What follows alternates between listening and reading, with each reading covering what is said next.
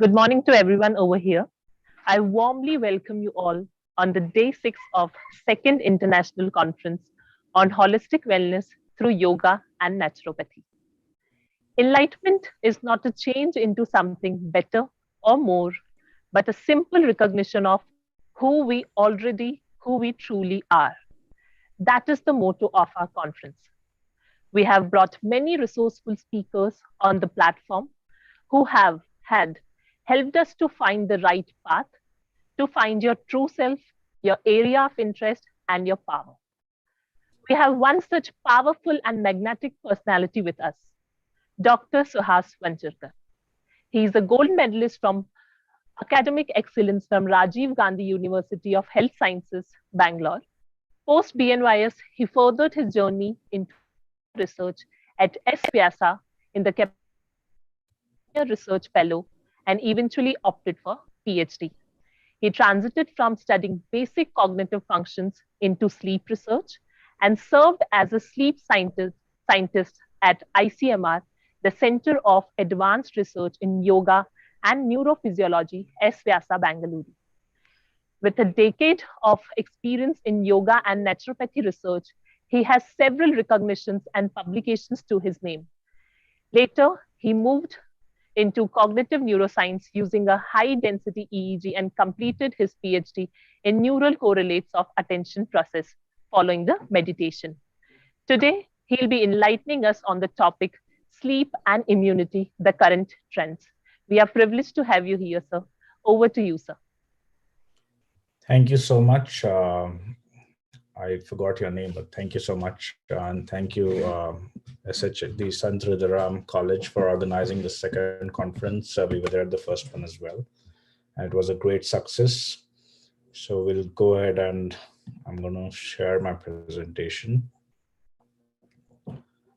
So, okay.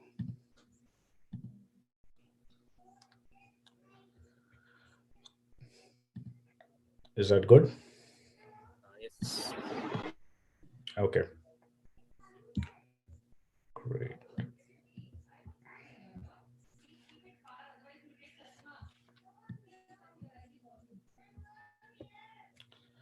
All right, so I'm going to be talking about the neurobiology of sleep. Sleep is a very broad topic, and we're going to cover sleep, wakefulness, what happens with regards to health and well-being. And I'm going to be adding a lot of a lot of focus on immunity over here. So we're going to see all the aspects of sleep and how it's going to impact your body in terms of overall body functions and then also immunity. Okay. We all know about biological rhythms. We always heard everything in our surrounding is governed by a certain rhythm. So there is day, there is night. There are circadian rhythms where it's kind of annual, then there is monthly rhythms which are infradian, and then there is circadian rhythms that 24-hour cycles. And the human body falls into the category of a circadian rhythm, which follows a 24-hour clock. And this clock is set in the brain. And everything happens per a defined timetable by our body, which is made genetically, and every human body, more or less, if you're not deviating too much, functions in the similar manner. There are similar timings at which things happen. And that is why we all are defined in a certain way, where we sleep at a certain time, we wake up at a certain time, right? So there's plus or minus 2 hours here and there, but that's the biological rhythm we affirm to. So that's the circadian rhythm that we follow. And that plays a very, very vital role into our health and well-being. It really matters whether you keep it up or you don't, right?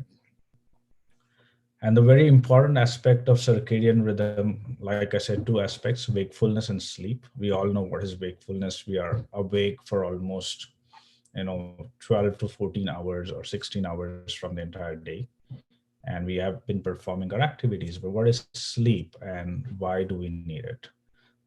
Sleep is one of the most fundamental functions of human body. It is equally or more important than having food. So if you're starving of food, you may die. If you starve of sleep, you may still die. So it is one of the most important functions of the body, which is often neglected by us. And that is why the very first definition of sleep is it's a biological need. And when you say it is a biological need, there are no substitutes, right? For example, food is a biological need. There is no substitute for it. So similarly, sleep is a biological need. It is a state of rest, but I've put it as alertful rest. So the reason I say alertful because even if you're resting and sleeping, your consciousness is zero, or you're not being aware of yourself. The brain is alert. The brain is doing a lot of activity during sleep. So that's why it's an alertful rest. It is an extremely active process, and it is a very, very complex process. A lot of things happen during sleep, and that's why it's extremely complex process. By definition, sleep is a naturally recurring state of mind, and it is characterized by lowered, or you can say altered consciousness. There are people who can be conscious even when they're sleeping, and it is a state where it is a reversible state of your body and mind, where you kind of switch off from certain things, but you switch on back after certain hours. And it has many dimensions to it. So there is consciousness as one of the dimensions. There are physical dimensions to it, where your muscles are going to be completely relaxed, and there are zero interactions with the surroundings. So one of the reasons we also fall to sleep is to protect ourselves from predators, which was an earlier thing, and now of course we are the supreme power up there. But earlier in the Stone Age world, that is why people used to sleep, get into caves. That's the history of it. Now, what determines your sleep? Of course, biological time of the day, which is the circadian phase. So you would never sleep at 10 a.m. in the morning. You'll always sleep at 10 p.m. So that's the most important determinant of sleeping. Next is the number of hours you were awake. So typically, we all are awake for 16 to 18 hours, and then we try to sleep the rest of the hours.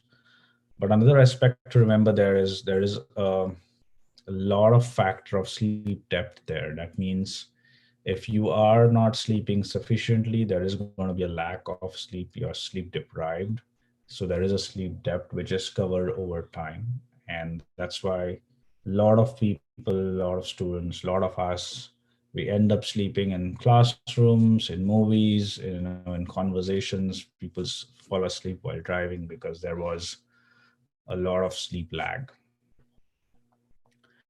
And then how much you sleep at night. So some people who sleep a lot at night, for example, you sleep 10 hours today, tomorrow you will not be able to sleep for 8 hours because you already taken that into account. And sleep inertia is the sleep lag that I already spoke about. If there's enough deficit, then you are going to be sleeping more. Okay, but what is a fundamental factor that governs sleep? And of course, the brain is the headquarters. Everything is governed by the brain. And there is a area in the brain just above your hypothalamus and pituitary gland called suprachiasmatic nucleus. I hope all of you remember that. So that governs your entire sleep and the circadian rhythm, and it gets stimulus from outside. So retina is its window, and the eye is its window. Whenever light falls on your eyeballs, the brain knows that it is going to be a day, and that's how the body starts. It kicks in its circadian rhythm. Now that is the most important aspect of my entire talk today, that everything in the sleep cycle is governed by light. Light is the primary driving factor for sleep, and that is something we all really need to consider, and that is something we all have forgotten, right? And so we're going to be talking about it a little more. And because light is governing our circadian rhythm, the brain really doesn't know whether it is light coming from your bulbs, it is coming from your cell phone, or it is coming from sunlight. It treats light as light, and then it gets confused in terms of what time of the day it is, and that's where all the imbalance starts. So that is one of the primary factors why it is important to sleep in a dark room, or make the place dark when you're sleeping and make it really bright when you're awake. We move on to the types of sleep. There are basically two types: rapid eye movement and non-rapid eye movement sleep, or you can see dream sleep and the other stages of sleep. So non-rapid eye movement sleep progresses from stage 1 to 4. The 3 or 4 are clubbed and called slow wave sleep. And rapid eye movement sleep is a dream state of sleep. So you basically progress into these cycles. You start with drowsiness, you go to stage 1, you go to stage 2, 3, 4, and then to REM. So here it is. Each sleep cycle is around 60 to 90 minutes, and we have around 4 to 6 cycles of sleep in normal sleeping period. It varies based on individuals, their age, their physiological background, and stuff. But typically, it's 4 to 6 cycles. So from awake, you slip into stage 1, stage 2 is a little longer, 3, 4, and then you go to the REM sleep, which is the dream state, and so on and so forth. So you have 4 to 6 cycles. So initially, in the initial part of your sleep, you're going to have more of slow wave sleep, which is deeper sleep. And then as you get awake towards the morning, you have more of a dream sleep. And that is one of the reasons why a lot of times we wake up from our sleep and we feel that we didn't sleep well because it was a dream. So the reason is the dream sleep, the REM sleep, is more pronounced in the morning towards your waking times compared to the deeper patterns of sleep. There's a little bit of sleep evolution in terms of who sleeps, who does not sleep. It's a very interesting topic, and there's a lot that happens around different animals. For us, what's important to know is all the mammals sleep, and we are the mammals who sleep. So REM and non-REM, all placental. Whereas there are fishes and amphibians who don't sleep, but they just rest. So they're still, they don't really close eyes and sleep. There are lower reptiles who don't have any dreams. They just have the normal, regular sleeping pattern. And then there's little dreams in some other reptiles. So there are different phases and varieties of sleep across the animal kingdom. All right, so that's the most important question. Why do we sleep? There can be many answers for this. And so historically, it was believed that people used to sleep or get away to protect themselves from predators in the night. I mean, not to be hunted or killed by animals. And that's why we used to sleep. But the physiological reason eventually was that you have to. So sleep is like a pause in your day where you have to go to bed and you erase everything that you don't want and you consolidate everything that you want. So that happens, that whole memory consolidation happens in sleep. So you're going to be erasing unwanted things and you're going to be keeping the wanted things. Of course, there's no voluntary control of it, but that's what happens in general, because whenever you are trying to remember something, you give cues to your mind where you say, this is what I need to remember and this is what I need to forget. So accordingly, the brain starts processing it. Benefits of sleep, I would say more than benefits, there are physiological functions associated with sleep which are extremely essential. There is no substitute to it. And some of them I've listed there. It replenishes the glucose and neurotransmitters in the brain. Very, very important. It determines how you would function during the day. So it's basically a maintenance phase for the body where it's going to replenish all the hormones, put in place all the mechanisms, the restoration of any recovery that is to happen. So it's going to impact how you behave during your next day. So that is why most of us, if we don't have a good night's sleep, we are going to be disturbed through the day. We are not efficient. There are going to be problems. You may get headache. You may have indigestion. So many issues. So it's basically determining your mood, your alertness, energy, thinking, productivity, and safety. And in general, sleeping well on time, having a proper sleep hygiene is going to promote your general health and longevity. So that is very, very important, because that is why we are having issues in our general health today, because we're not sleeping well every day. And the next question is, how do we sleep? I'm sure everybody has their own style of sleeping, and based on research studies, it's believed that The fetal position is the most commonly followed sleeping position, where you curl up to one side, either holding a pillow or not. Then there's a soldier position, which is flat on back with arms at side, starfish position, and a free fall position. So there are all these standard positions which people would sleep in, and most of them feel comfortable in the fetal position. So then I'm always asked a question, which is the best position? And I really personally don't believe that there's a particular best position. I think whichever makes you feel more comfortable and makes you fall asleep quicker and you're fresh the next day, that would be the best position.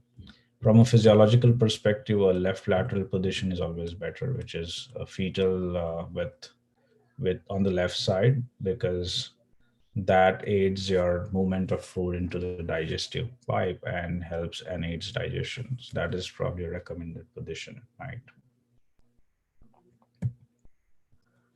Just a brief on the hours of sleeping based on age. So newborns, you all know that newborn babies sleep for up to 18 hours, and it is extremely important for them to sleep for that long, because growth hormone secretion only happens when you're sleeping, and that is why it is good if babies sleep. It's not going to stunt their growth but actually spur their growth. That's why newborns, because they need that higher amounts of growth hormones, and also they're building up their immune system, they sleep for a pretty long time. So if you look at the graph, it's as you age and as you reach 18 years of age, there is slow progression in terms of how many hours you sleep, inverse progression. So you're going to be sleeping lesser as you start aging. So typically adults 18 years and above sleep for say 7 to 8 hours or 6 to 8 hours in general. So that's the normal sleeping hours. I think body needs minimum 6 hours of sleep to have at least 4 cycles of the entire sleep pattern.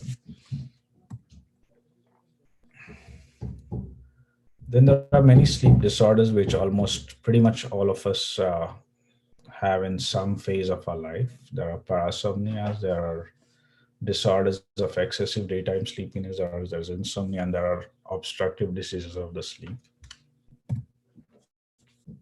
Parasomnias we have always heard of. There are sleep terrors, REM behavioral disorders. People do sleepwalking, somnambulance, sleep talking. There are nightmares. We have heard of this. We have seen this in the movies, and it really does happen. These are called parasomnias, which are altered sleeping behaviors, and all this happens due to different activations in the brain, and the brain functions in different manners. There are disorders of excessive daytime sleepiness as well, and which should definitely be distinguished from fatigue. And it is a general tendency to fall asleep when you really didn't want to. So when that happens, when you're reading, you're sleeping, I mean, you're sitting in the class, listening to something, watching movies, and stuff like that. Most important, the most common one is sleep apnea today. I think pretty much everyone, all of us, has this sleep apnea to some extent. So apnea means stoppage of breathing, where there is a complete stoppage of breathing for almost 10 seconds. I'm going to rush through this. This is not really important. And the glottis is where it gets impacted, and it's one of the most common disorders today, and even death can occur because of this. Not going to get into this. So talking of sleep deprivation, a lot of things happen when you're deprived of sleep. Number one is you will be having narcolepsy, which is excessive sleepiness, mood disorders, behavioral problems, memory issues. That is the most important thing you will know, that there will be brain fogging, and you wouldn't be able to remember something, a short-term memory loss and cognitive deficit. Yeah, switching to the important topic of immune system. So we all know that immune system is we have an innate immunity, which is already built in, and there is acquired immunity. And innate immunity is both physical and chemical. You have your physical shield of body, which has its own defense mechanisms, and then there are cells inside the body which take care of defending any external bodies. The acquired immunities, immunities which you learn over time, where you see antigens coming into you and you start defending those, and that's acquired immunity. And sleep impacts all these systems of immune system. Right. So the external ones, talking of immunity, is the skin, mucous membrane, the nasal hair, which prevent foreign bodies from getting into your body. Then there's internal immunological cells. There's first line of defense. There's second line of defense. The different cells which take part in this.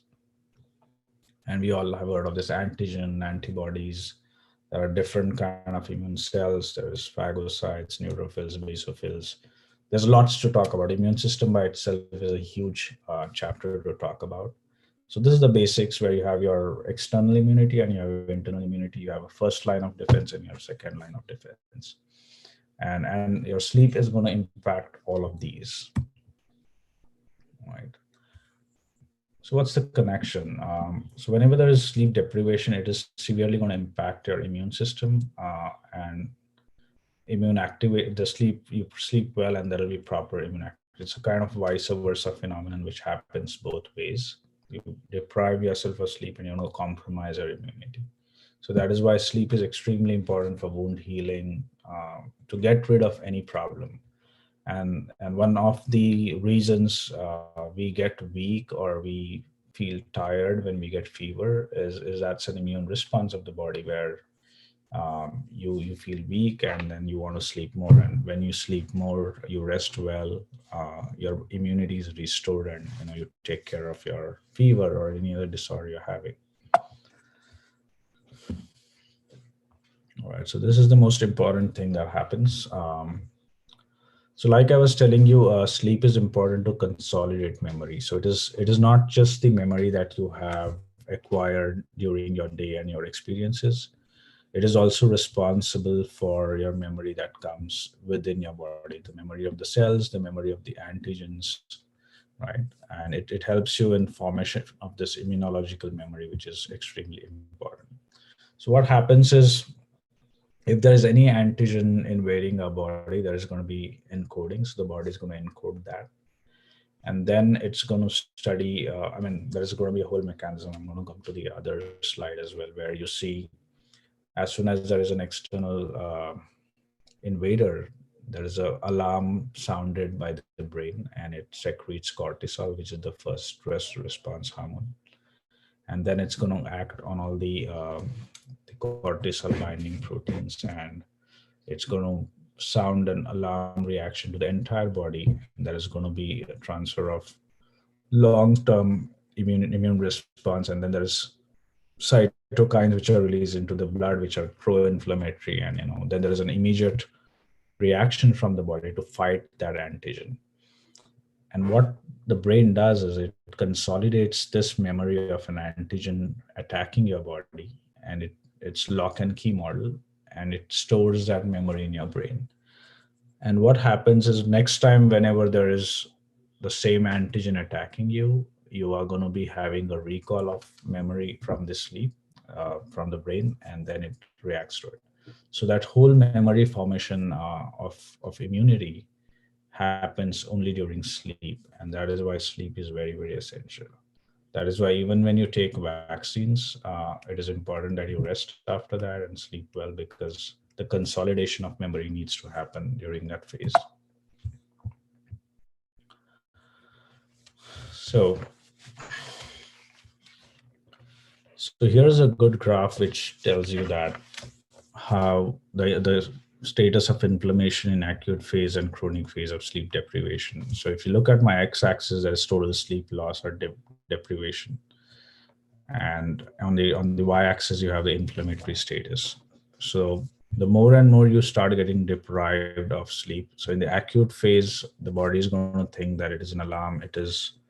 It starts its active defenses against it, and with secretion of cortisol, with increased pro-inflammatory markers, with increased C-reactive protein, it is going to create a protective reaction, right? But when this sleep deprivation gets chronic, it gets into a longer phase where this keeps happening repeatedly. The cortisols fall down, but the inflammatory cytokines go up. And you know that inflammatory cytokines, these are going to be damaging your cell bodies, and it's going to create more harm to the body than good. and eventually you're going to lead into, of course, a lot of chronic metabolic disorders like obesity and diabetes and cardiovascular disorders. And if you still don't take care of yourself, you might as well end up dying. So chronic sleep disorder or deprivation can lead you to death, literally. Same mechanisms of the brain that I was talking about. So if you look at the diagram on the left, you see that during sleep, if there is ACTH, which is the cortisol, which is secreted, it goes to all the adenoids, the adrenal gland, and from there the epinephrine and norepinephrine get secreted, and then they create an inflammatory reaction in the body to help you with the helper T cells, which going to go and help your immune system, right? And if there is a sleep deprivation, and if you don't do it, there's going to be an opposite reaction of that, and it's going to create this continued chain of sympathetic activity that keeps happening. So if you look at the diagram on the right side, there is a sympathetic nervous system which acts during every stress reaction or any antigen reaction, and it's going to create the same alarm mechanism over and over again, and ultimately modifying your DNA and the mRNA proteins there, leading to different formation of different cytokines and proteins, which will then result in chronic disorders. So that's why sleep is so very important for us to ensure our regular bodily functions. They function in a normal way. The whole hypothalamo-pituitary axis, endocrine axis, is taken care. It completely depends on how well you sleep.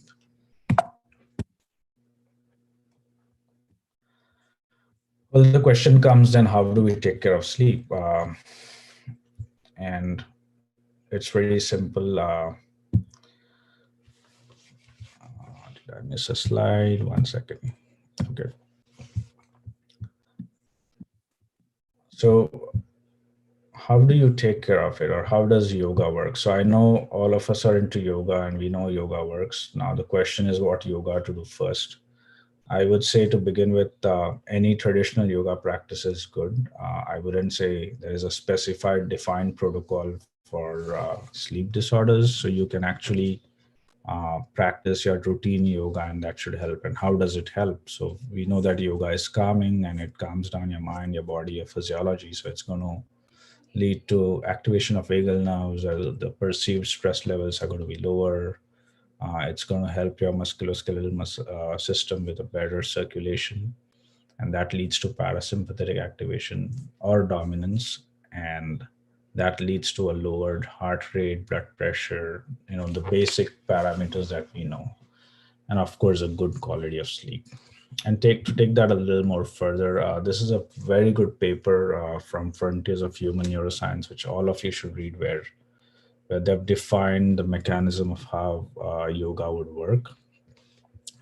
So if you look at all the yellow boxes here, the blue is the yoga practices, meditation, ethics, sustained postures, breath control. So typically all are factors of, asana, pranayama, pratyahara, and dhyana. So all those 4 factors you take into consideration, and you're going to be having excellent attentional control, great working memory, executive monitoring, response inhibition, reappraisal, and intention and goal setting.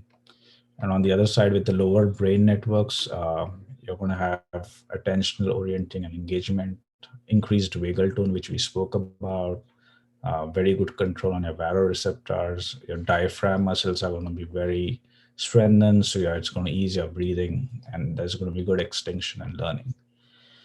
And that is, all these things are going to, whenever there is a stress response, these are going to go as inhibitory. The top down processing is going to happen, where it's going to inhibit any negative appraisal, emotional reactivity, or rumination. And on the other side, on the physiological or autonomic side, it's going to be vasopulmonary constriction, inflammation, and muscle tension. So these factors of increased vagal tone and baroreceptor sensitivity is going to inhibit those factors over there, and that is going to leave you with good well-being and physical and mental health. So this diagram or this schematic very well explains how yoga is going to help you on every level, um, just not sleep, but at every level. So it's going to improve your sleep. Um, or to put it in this way, you practice yoga, it's going to help overall body, it's going to improve your sleep quality. And a lot of these functions that I'm talking about of attentional control, working memory, increased vagal tone, the baroreceptor strengthening, all that happens in sleep. So take care of your sleep and you are taken care of on all other aspects. So you're going to have better perceived stress overall. And that is going to help you hold your body well during stressful times. So what's going to happen is it's going to have endocrine effects, nervous effects, and the other ones which are indirect. So you're going to have lowered cortisol, increased serotonin and melatonin, which are precursors for sleep. There's going to be reduced sympathetic activity, increased parasympathetic, and increased GABA. There's a very good paper with meditation and GABA, which improves GABA secretions in the brain. And of course, your metabolic rate is going to be lower. You're going to lower your BMI by reducing your weight. You're going to have better muscle strength, improved balance, and most importantly, lower oxygen consumption. So all these factors put together, you make a healthy being, excellent homeostasis, total control over the body and the physiology within. And that's what yoga does to you. So it's very, very important that you practice basic yoga every day, half an hour. Again, the repeat of same things, different mechanisms coded in simple language. You're going to have behavioral changes, you're going to have psychological changes, you're going to have physiological changes.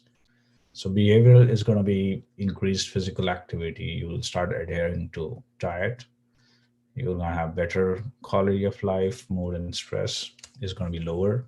On the physiological level, you have n number of changes. So you're going to have immunomodulation, which is going to lead to changes in gene expression, overall cellular immunity, and inflammatory responses.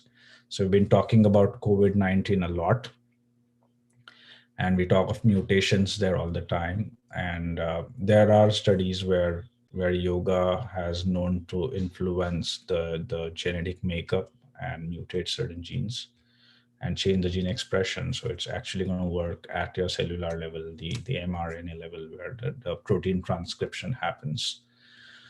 And then the sympathoadrenal and HP axis, which is more visible to us, which we experience more. So it's going to be increased melatonin, endorphin, growth hormone, prolactin, and lowered cortisol and adrenaline levels.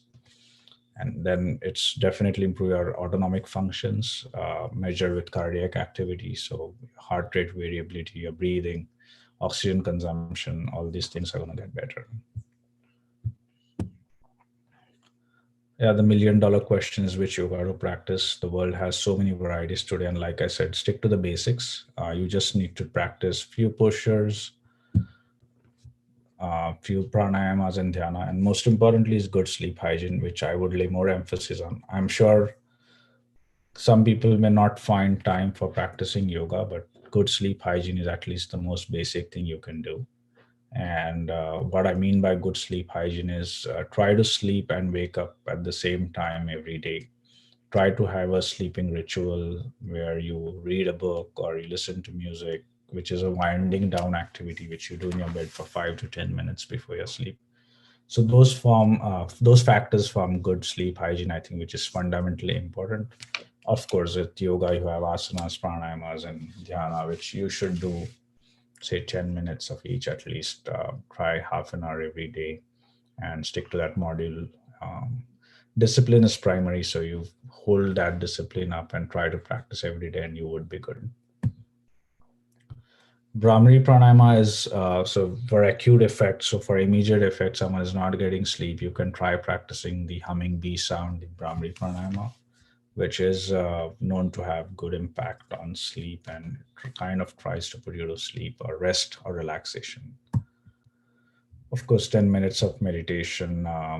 But yeah, if you're too stressed, it might be difficult to meditate. So some soothing music would help you in that case. And to close on, running 5 minutes over time. Like I said, primary sleep hygiene is very, very important. Adhering to a sleeping schedule, which is more or less same. Even on the weekends is very important. Another important thing that most of us do is we procrastinate waking up in the morning. So you alarm rings and you keep on snoozing for next 10 minutes, and then you have this broken sleep, which is not good. You should wake up at once. You should definitely avoid sleeping during the day. But if you are not getting enough night at sleep, then I would definitely recommend having a nap. Don't drink any stimulants an hour before, then they're going to impair your sleep for sure. And you can promote sleep promoting foods in the night. You can eat those, and some of those are almond. There's lots of literature available on that. Yeah, and I think don't think too much, just wind down, read a book, and relax with the soothing music, and you should be good.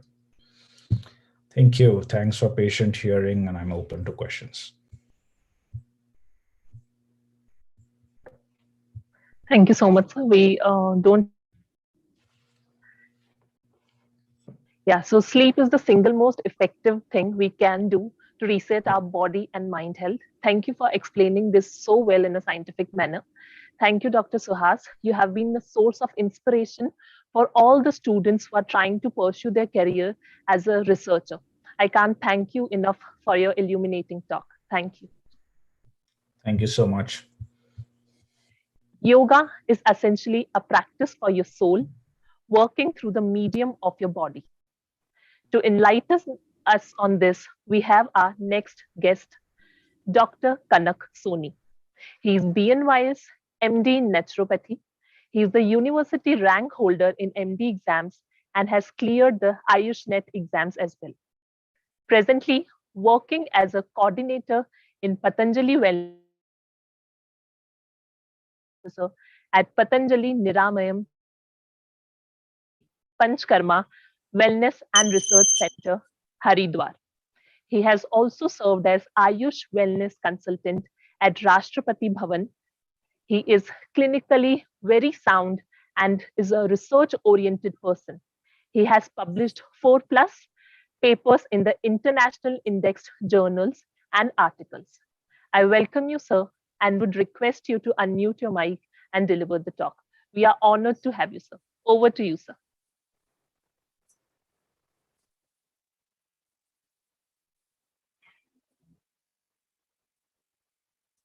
Thank you, Dr. Suchita. And I welcome every one of you. Dr. Kanak Soni here, live from Patanjali Niramayam, Haridwar. And I am here to discuss upstream or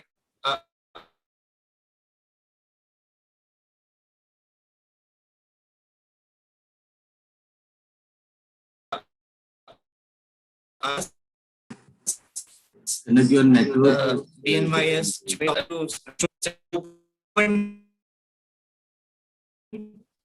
and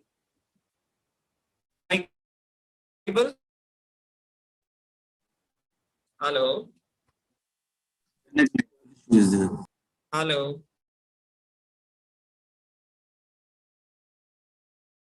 Sir, I guess there are some network issues at your end, sir.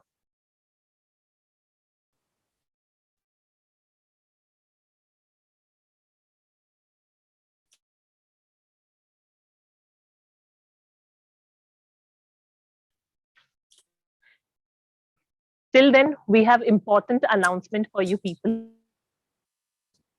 Dr. Bimal Chajar, a renowned cardiologist, founder of Saul Heart Center, will be joining us at 4:45 p.m. as a keynote speaker. So I would request you all to enter the meeting by 4:10 p.m. to hear the valuable words from him.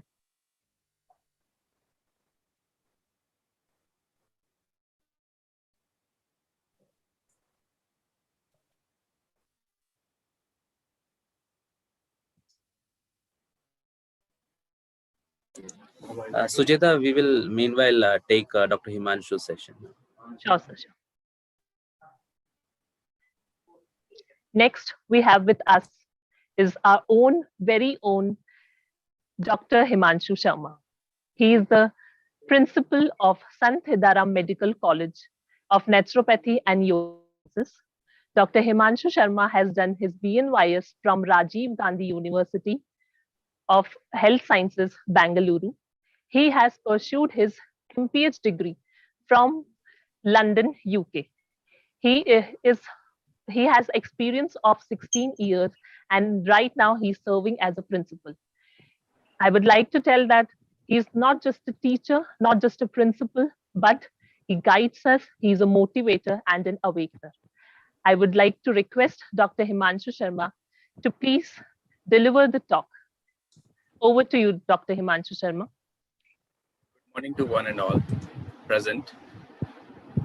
I would like to speak about our college, that is Sant Hirdaram Medical College of Naturopathy and Yogic Sciences.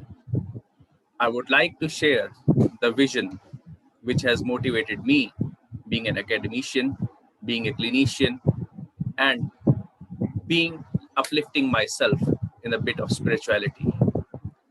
Paramhans Sant Hirdaram Sahib Ji, who has been guide to the society and organization, to all the workers working in the organization. He has been a reformer for the society. He, being the Paramhans, being a spiritual guru, he always motivated his disciples to work for the society in the terms of health, education, and poverty, to help those who need the helping hand, to those who are having deficit of financial crisis, to uplift themselves in terms of education, in terms of health, in terms of food, and what they can help out. His staunch disciple, Reverend Sid Bauji, he has been always a guiding and motivational spirit for all the workers of Sant Hirdaram family. For past 29 years, there has been a naturopathy center, and around 12 years ago, the society established Sant Hirdaram Medical College of Naturopathy and Yogic Sciences. This college was established in 2009, and under his guidance, there is immense work taking place. On the board, the college is run by Shahid Hemu Kalani Educational Society. The secretary of the society is Sri A.C. Sadhwani ji. The managing director is Sri Arogya Chandani. And we are associated with teaching hospital, which is one of its kind, and its first teaching hospital, which is NABH accredited. The chief medical officer is Dr. Gulab Rai Tewani. We all are team workers. I would like to share that earlier the college was affiliated to Bairagarh Vishwavidyalaya, that is Bairagarh University, Bhopal, and which has been now affiliated to the Medical Science University of Madhya Pradesh, that is Madhya Pradesh Medical Science University since 2015-16. The college offers 2 courses, that is Bachelor's in Naturopathy and Yogic Sciences. You all, most of the attendants or most of the participants, they all are doctors. So they must be thinking that why Sant Hirdaram Medical College for BNYS. I would like to share that I've already said that BNYS is it is practiced or it is taught around 52 colleges in India. There are different colleges, different hospitals running, and they need quality doctors. So for quality, as we have told you that our hospital is an NABH accredited hospital and we are affiliated with Medical Science University, we always thrive for the quality. As of now, the country or the BNYS fraternity is looking at the quality doctors coming in the field and spreading in the field of research, in the field of academics, in the field of clinicians. We definitely need to work with the integrative part, with the MBBS doctors, with Ayurvedic doctors. So we need a fraternity who can convince, who can assure the government, the policymakers, the stakeholders that we can impart the quality what they require, what they need. Right now, as you all know, the BNYS or Naturopathy in Yogic Science stream in Ayush or at the government level is quite unorganized. There need to be organization, or there is need for organization of all the courses running under different universities.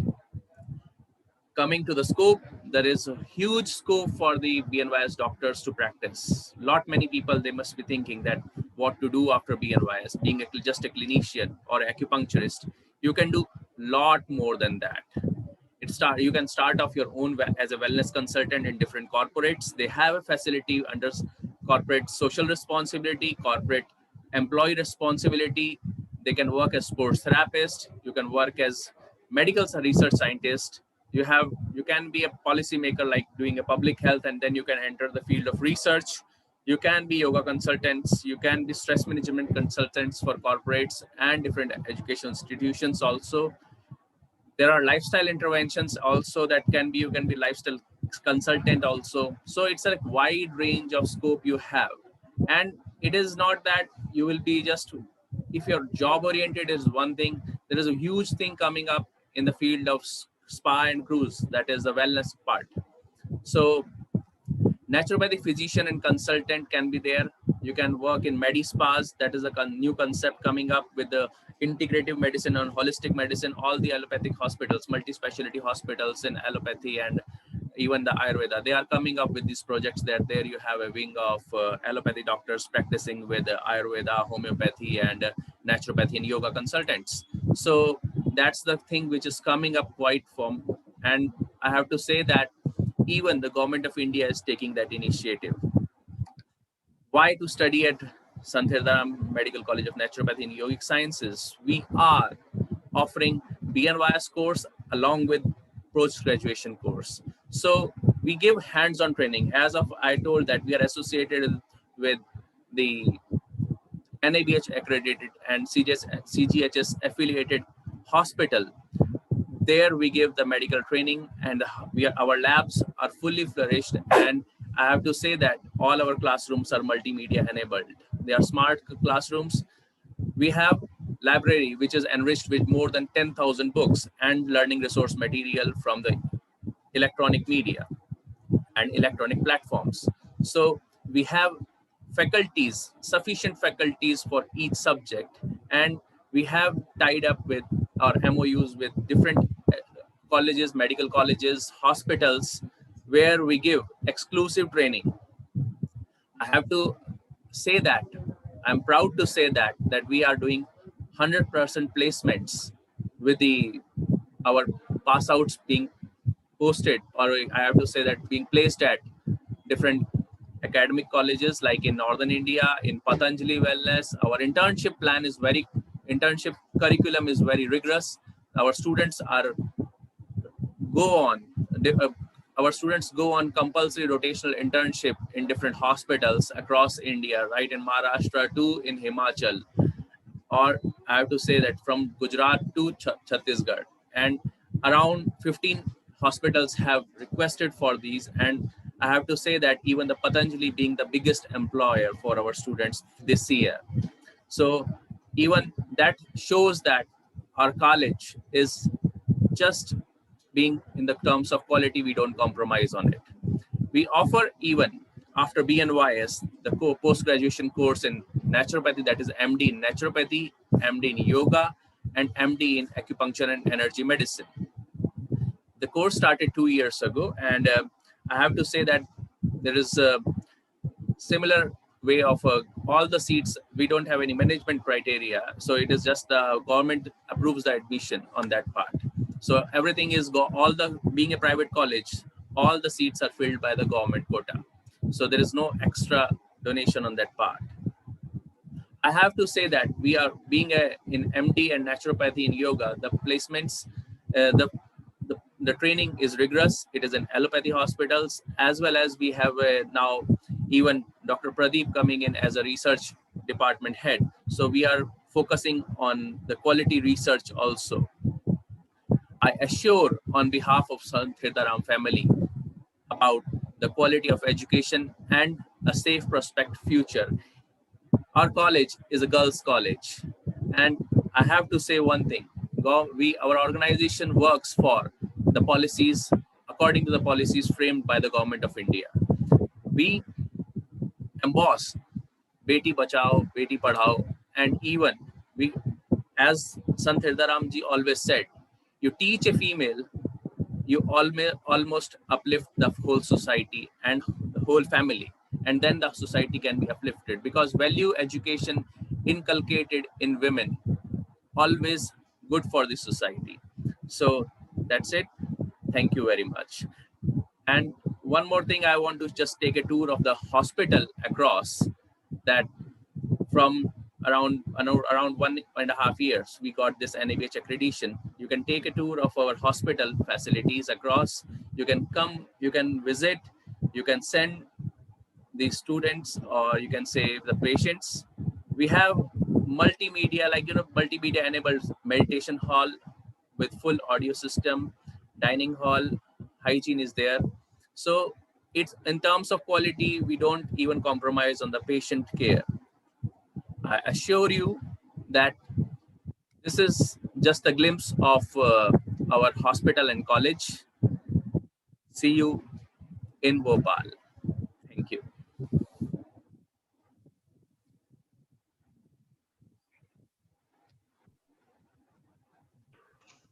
Thank you so much, sir.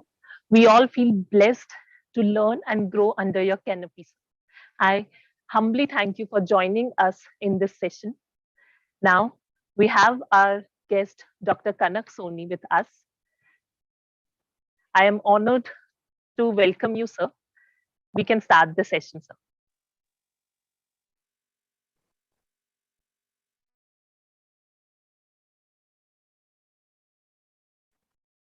I would like you to unmute your mic, sir, and start the session, sir. Yes. Thank you. Thank you, Dr. Himanshu, for giving me the opportunity to speak to all the doctors. So basically, I'm going to discuss about the Patanjali wellness concept. So it's a very new concept into the market in India. And right, in short, I will start from the Patanjali Niramayam and Yogram facility. So where I am working here, and here with me, there are total 42 doctors and 35 to 38 BNYS doctors, plus MBBS, MD, MBBS, MS, like that doctors are present. And Yogram is India's largest yoga, naturopathy, and Ayurveda, Panchkarma facility in India and even in the whole world. We have a capacity of around 1,000 patients residential and 100 patients at Niramayam. It's a VVIP section. So this was started by Param Pujya Swamiji Maharaj, Swami Ramdevji Maharaj, long back in 2008. And now it is one of the largest facility, and mainly we are treating the patients with yoga and naturopathy, the whole system, what we learn in our BNYS degree and MD degree. And so first I would like to tell how it expands and how the system has come of how the Patanjali wellness has developed out of which. So right now we have also doctors from Sant Hirdaram Medical College of Naturopathy, and there are 12 doctors here with us, joined recently within last 3 to 4 months, which are who are giving their precious service to the patients. So here we get patients from all over India and from throughout the world, and with all the severe conditions, lifestyle and chronic diseases. And it was so full. It was like in last lockdown, it was closed in March 22nd last year, while the first lockdown initiated. And we restarted the center in September. From then till today, it's running fully functional. And even in the second wave, it was completely nearly full with almost 800 patients in Yogram and almost 50 to 100 patients at Patanjali Niramayam, these two facilities. So why I'm talking about it is, this is not just yoga and naturopathy. Param Pujya Swamiji Maharaj introduced a holistic system of medicine, which proved to be very effective in treating each and every critical and chronic patients' lifestyle disorders and all the diseases what we treat, even with things which we in naturopathy and yoga, we do not usually take the patients.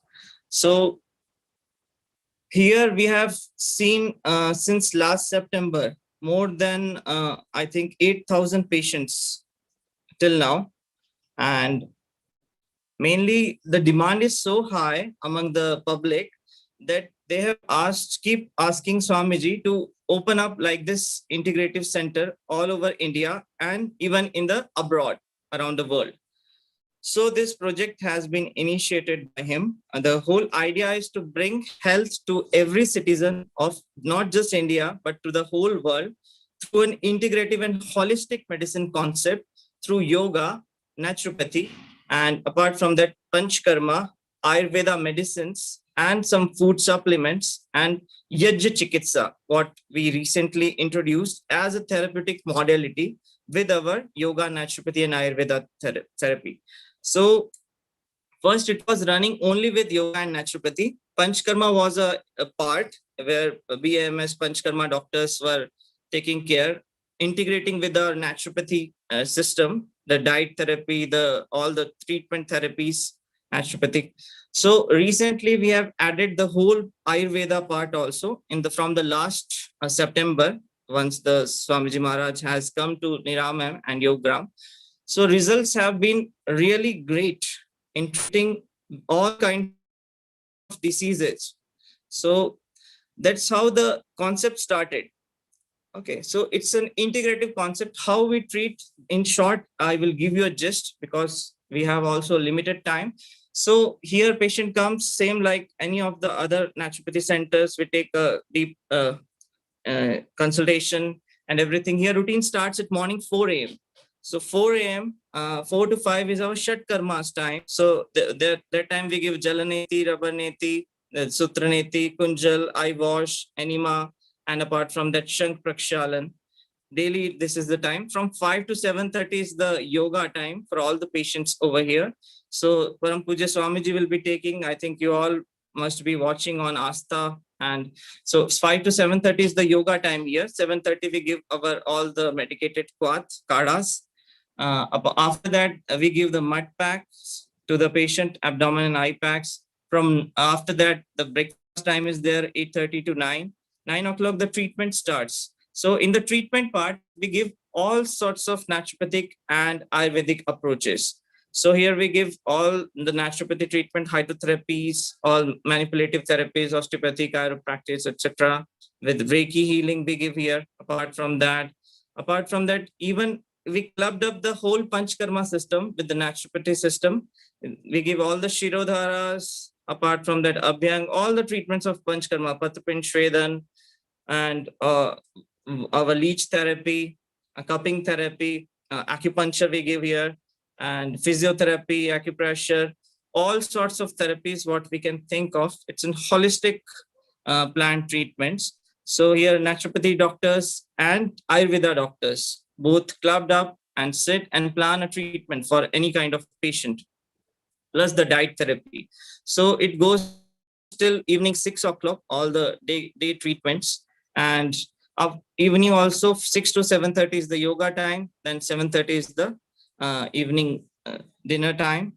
And like this, it rules. So why I'm telling you about this is, so Patanjali wellness concept. So we are, Swamiji has planned to open up centers because of the demand and the results. Main thing is treatment care, patient care, and 100% result in treating even the disease which we usually do not like to take, like MND patient, motor neuron disorders, many chronic patients, chronic liver disease, CLD patients, lung fibrosis patients, like that. What happens is we also we have also been working in many of the naturopathy centers. So we see, usually we take basic lifestyle disorders, like just the obesity, just for detoxification, just for hypertension, hypothyroid, and our diabetes, all these diseases, and the pain related disorders. So we usually take all the basic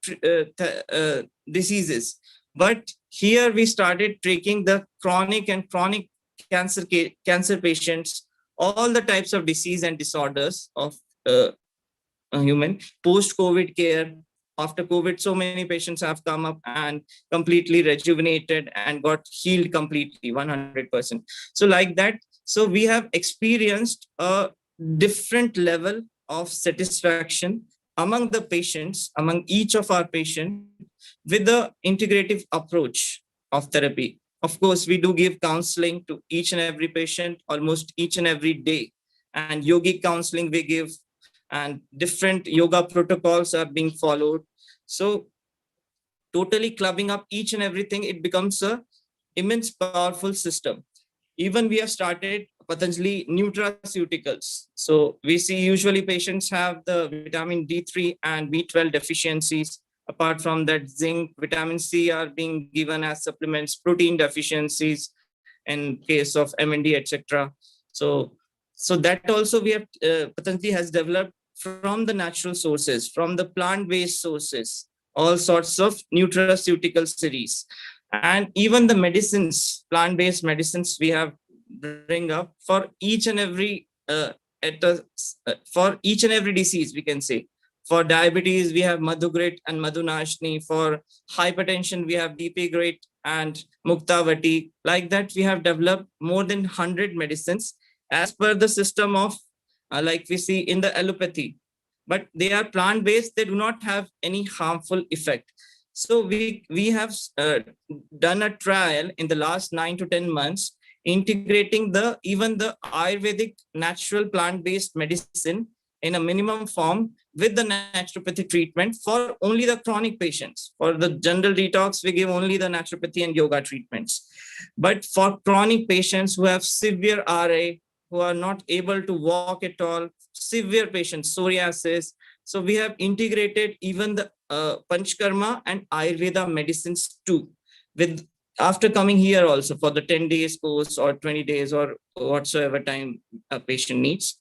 So that's effect, what we see is really amazing in each and every case.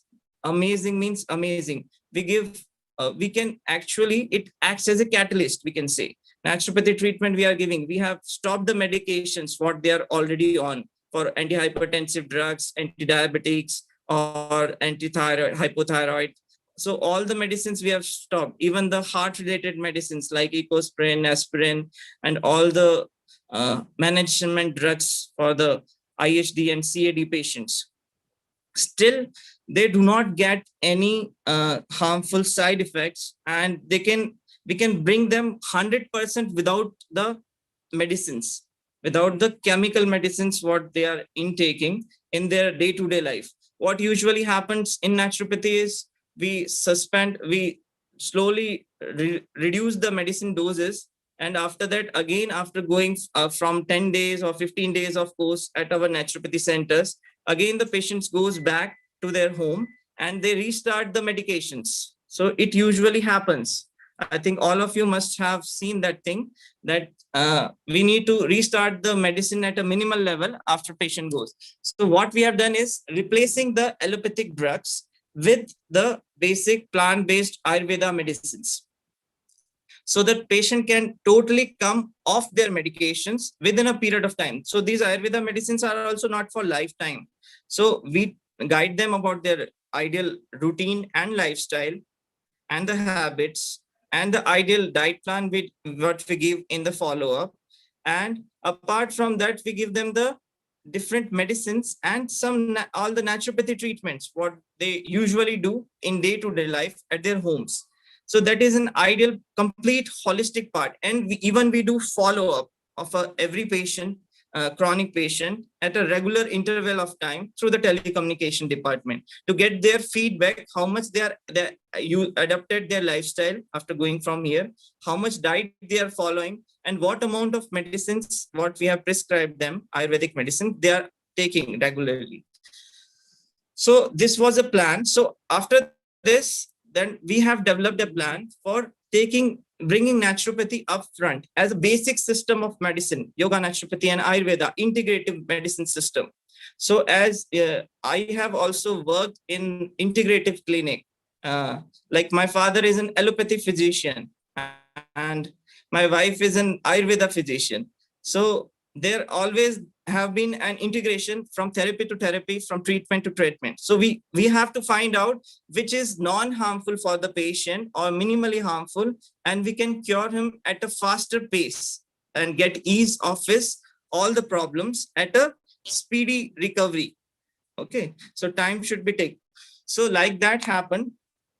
So and I have worked at Ayush Wellness Clinic at Rashtrapati Bhavan, which also completely based on integrative Ayush concept. And that is the first Ayush clinic in India, I can say, which has published so many research papers. So Ayush Wellness Clinic at Rashtrapati Bhavan, there we have Ayurveda physicians, yoga and naturopathy, 2 physicians, then Unani, Siddha, and homeopathy, all the 5 branches of Ayush. Recently, Saroprika, the Tibetan medicine, has also been added, but these 5 are the integrated. So what I have seen in my clinical practice, even at Rashtrapati Bhavan or from 2017-18 time, so there also we have seen that naturopathy, we are going for the detoxification. We are giving them enema, all the shatkarmas and massages, steam bath, sun bath, mud bath, all the therapies with hydrotherapies.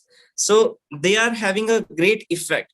But if we want to bring them completely off the medicines and completely transform their lifestyle, so there we need to some of the basic medication to our follow-up.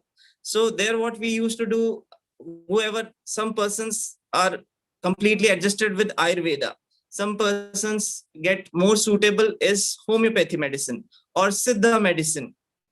Okay, so likewise we used to give these all medicines with our all the treatment modalities, diet modalities, and the follow-ups, what we give the basic naturopathy treatment at home. Hot and cold compress, GH pack, hot foot bath, very simple, wet sheet pack, all can do, sun bathing, grass walking, everything we used to prescribe. So there I saw there is always a better results in the patients after you give them the complete detoxification through naturopathy and yoga modalities, bring their body into a fitness level, certain level of fitness. Then you follow up with the all the Ayush medicines.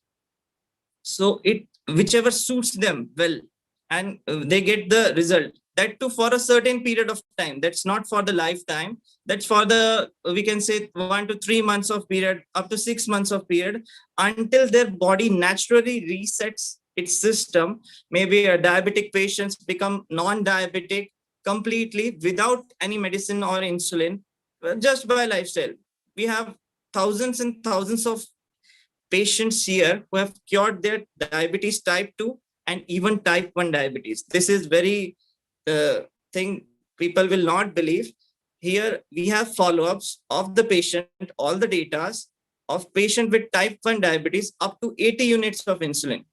Even the children, kids from the age 5 to 7 years, 10 years, up to 18, 20, 25 years, who are having type 1 diabetes, they are on insulin regularly, and they have left their insulin completely after coming here, and their blood glucose is completely normal. So this is really shocking and really amazing things which we have recently seen in our clinical practice here. And even like this results I saw at Ayush Wellness Clinic also. So that's how this whole concept emerged, because we always, what happens is there are certain things, our things do not match with others. Like Ayurveda, there are some different philosophies according to Vat, Pitta, Kapha, and in naturopathy we say only Panch Mahabhutas and only the detox theories kind of thing.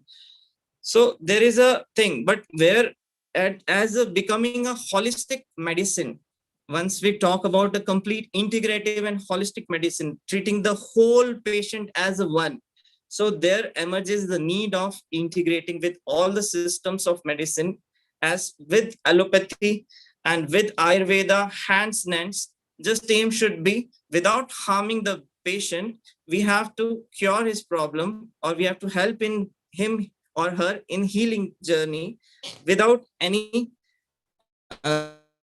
side effects. So that's how this system works. So I'm telling you about how we are developing this system. So recently, Swamiji has asked in the morning Asta channel, and so many people has come up with an idea to open up the naturopathy centers. So in the first phase, what we are doing is already running naturopathy centers, which due to COVID or due to less of care, lack of system, which are already developed naturopathy hospitals, which are not running since last 1.5 to 2 years or more. So first and foremost, we are trying to take up all those centers through Patanjali Wellness, and after creating the whole system into them, we are starting those our centers.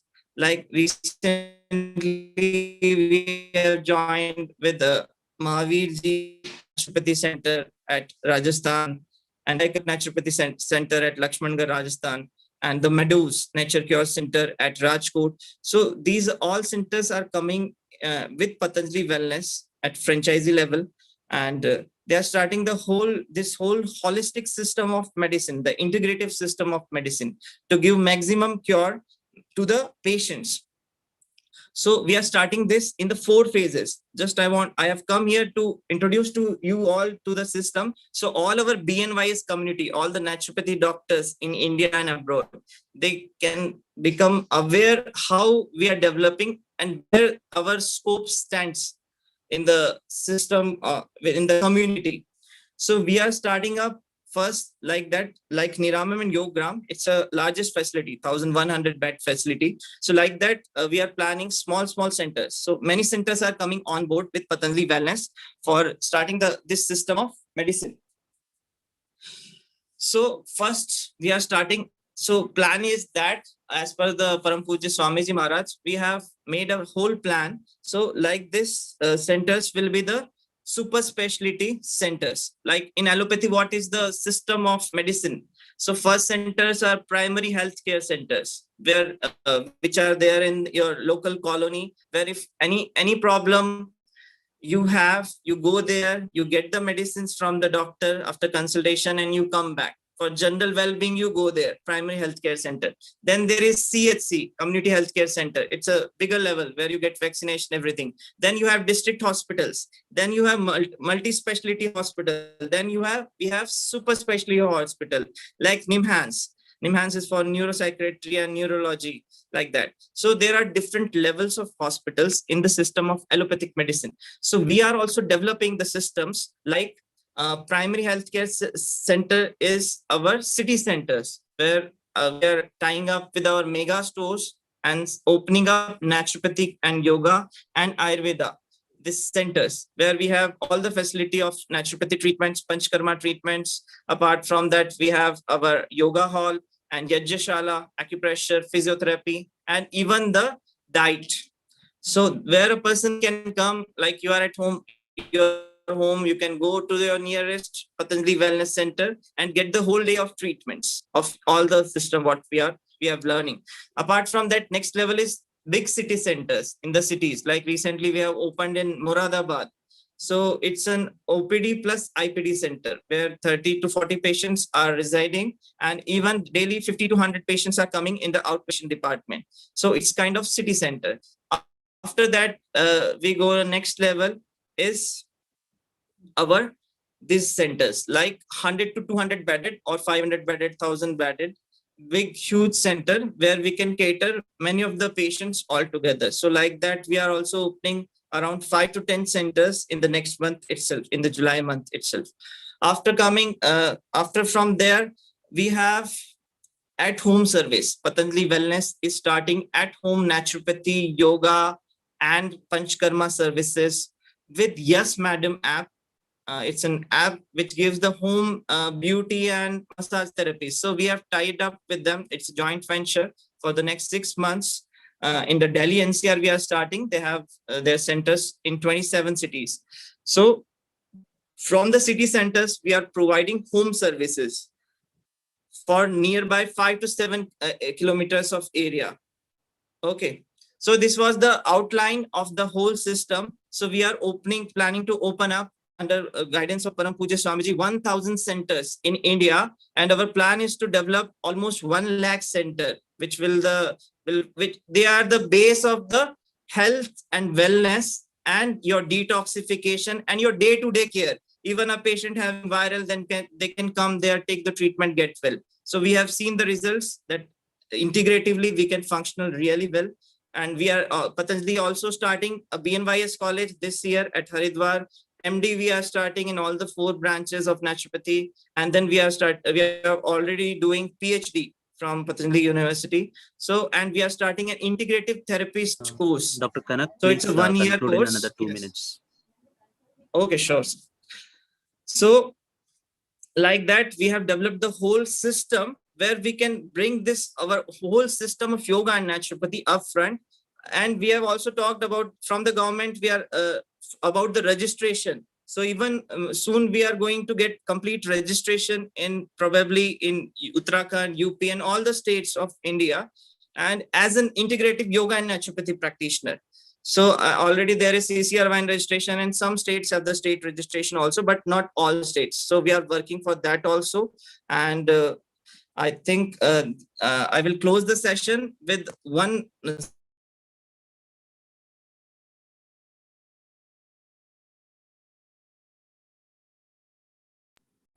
here and all over India. And even we are sending our doctors to the US. We have started the US Patanjali Wellness Center also in Houston. Dr. Naveen is working there. He's a BNYS graduate. So like that. So my idea is to share with you the whole concept on which the Patanjali is working, and Swamiji is really giving very much importance to our yoga and naturopathy system because of the seeing the amazing results in the patients, each one of our patient of Yogram and Niramam through our naturopathy yoga, and plus the Panchkarma and Ayurveda therapies, all the natural medicines. Yes. So we stand a great opportunity to all my friends in BNYS, all my seniors and juniors. So please join us, and you are all always welcome.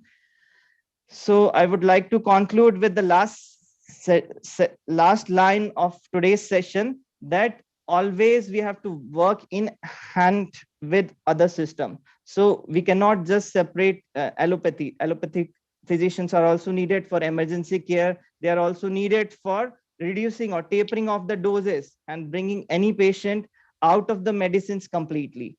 So let us integrate and make the world a better place. Wellness brings us all together.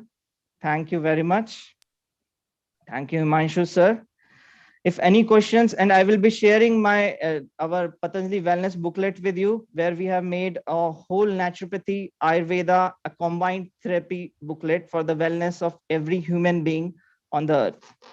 Okay, thank you. Thank you so much, sir.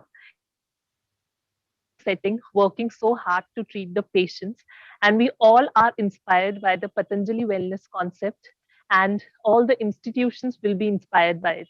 Thank you so much, sir.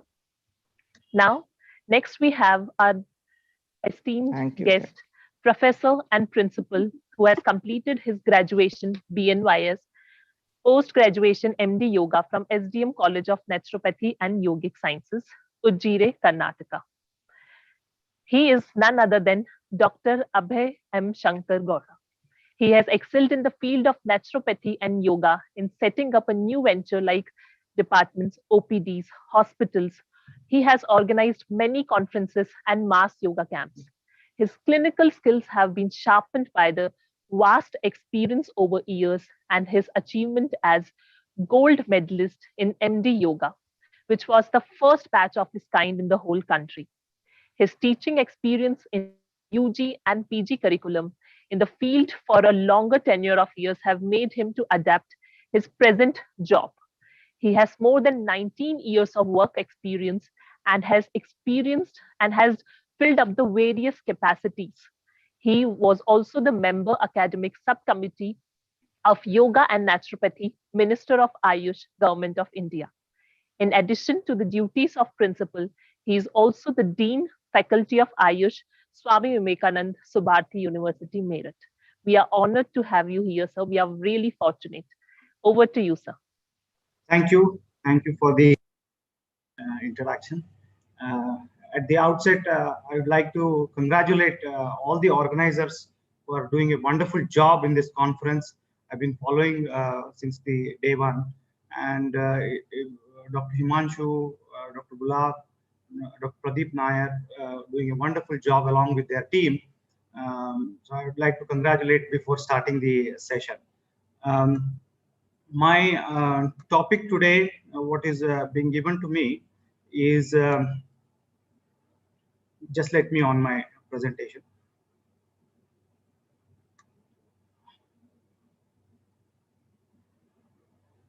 Faculty exchange program in Yoga and Naturopathy system of medicine, a roadmap. We know that in naturopathy and yoga, we are scientifically evidence-based practice. What we do, the BNMS graduates as yoga and naturopathy in the yoga and naturopathy system, we are to move one step ahead now by these kinds of exchange programs. And I have tried to summarize the whole process, how one can go about with the faculty exchange program for the future of our system. Now, before we begin, let's know what is faculty exchange. And to know, it is a very interesting concept, actually.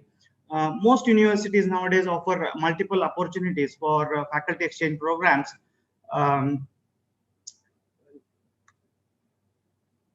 That means the faculty gets to, normally what faculty exchange program means is that the faculty, teaching faculty especially, gets to spend 1 semester or 1 year abroad or in any other state or in any other institution and away from the home university or institution.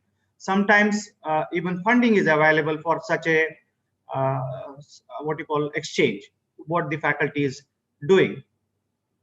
Why one should go for faculty exchange is a very important thing which we have to understand.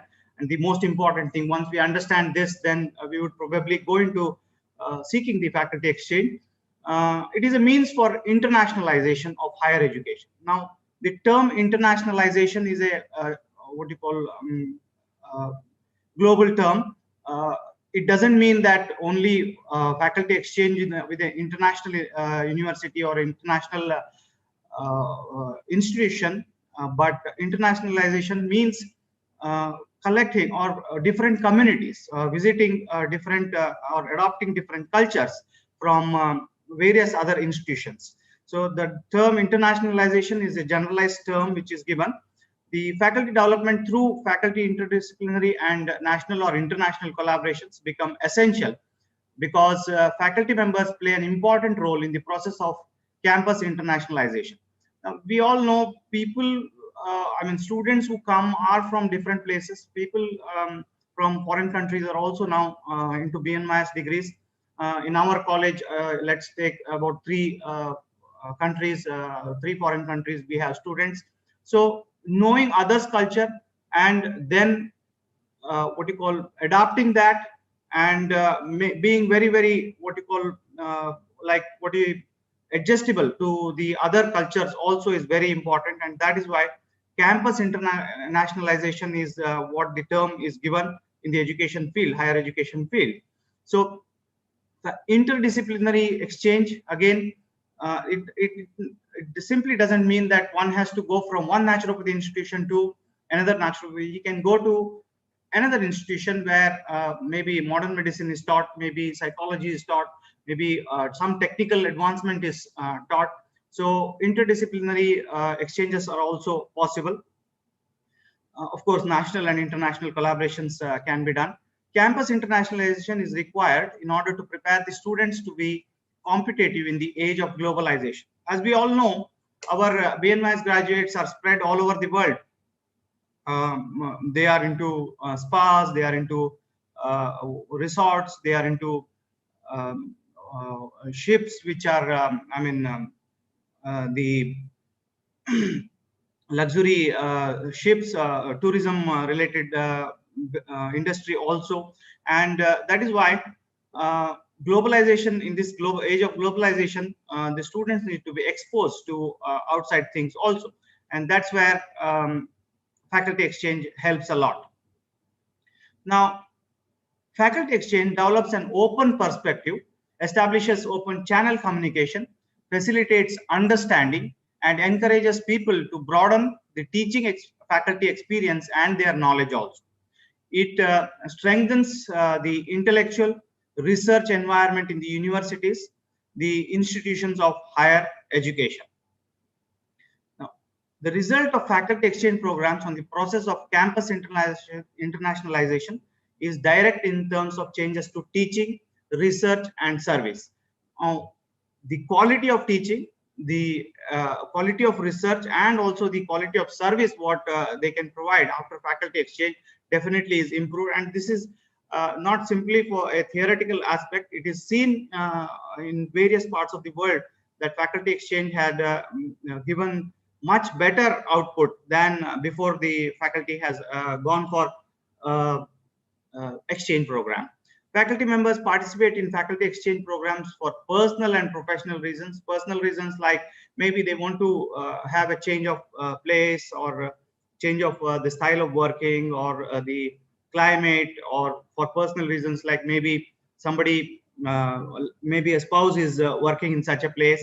These are all personal reasons, and also they want to enhance their knowledge. And professional reasons, again, faculty exchange programs always influence or make the faculty highly knowledged, skilled, and also the next recruiter, whoever it is, gives a lot of value to this faculty exchange. Now, faculty exchange program positively influence the personal worldviews of the faculty participants. That is globally how people think of, that is improved by faculty exchange program. The incidence of faculty staff exchange program, both international and interinstitutional, is one of the ways of higher institutions can ascertain and sustain quality education. Now, over the period of years, of course, there are clinical evidences and updations of the knowledge, what is being done regularly, depending on the evidence or the published papers and all that. But to sustain quality education, a global what you call idea has to be taken, and that definitely is possible by faculty and staff exchange programs. These programs are mutual. They are interinstitutional arrangements through which the proficiency and services of one's institute's faculty are exchanged with other institution for a time limited period. It is not that the faculty is permanently going there. It is for a small period where he goes in there, interacts with them, learns what are the new things, or teaches from his institution what he has learned to them. That way, the knowledge and skills are exchanged. Now, the primary aim of an academic exchange program is to provide the opportunity for the exchange personnel to serve as employees of the host institution, to encourage professional development through the stimulus of a different setting, and for the host organizations to benefit from the knowledge and skills of the exchange personnel. The same thing what was explaining in the last slide. It assists in transformative internationalization of the university or institution. Now, transformative internationalization is a what you call a very important terminology which we have to understand.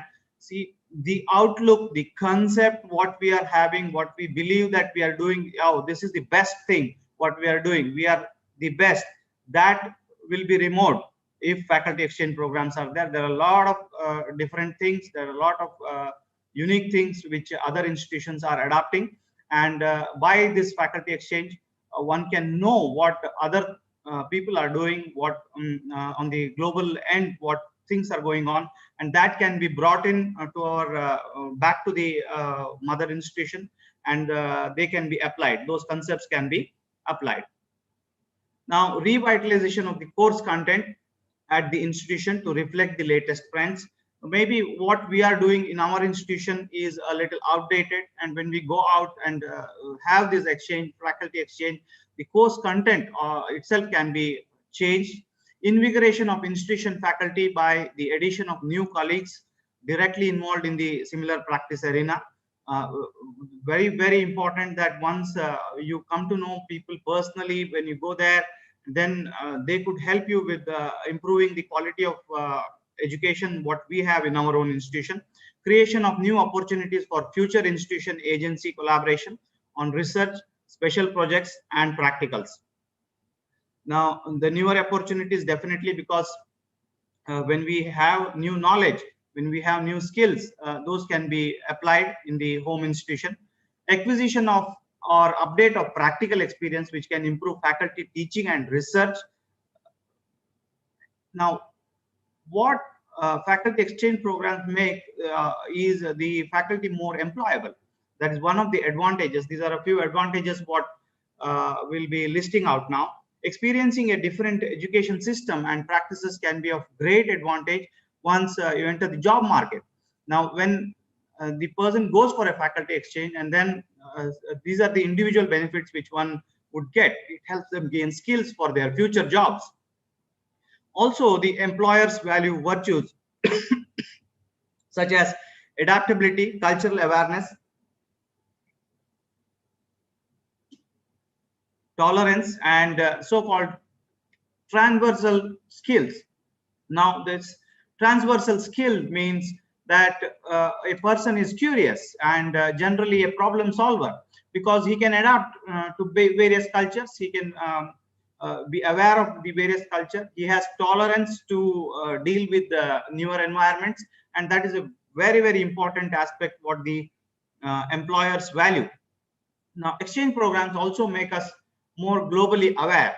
Like for in the United Kingdom, a postgraduate student is expected to address his professor by his first name.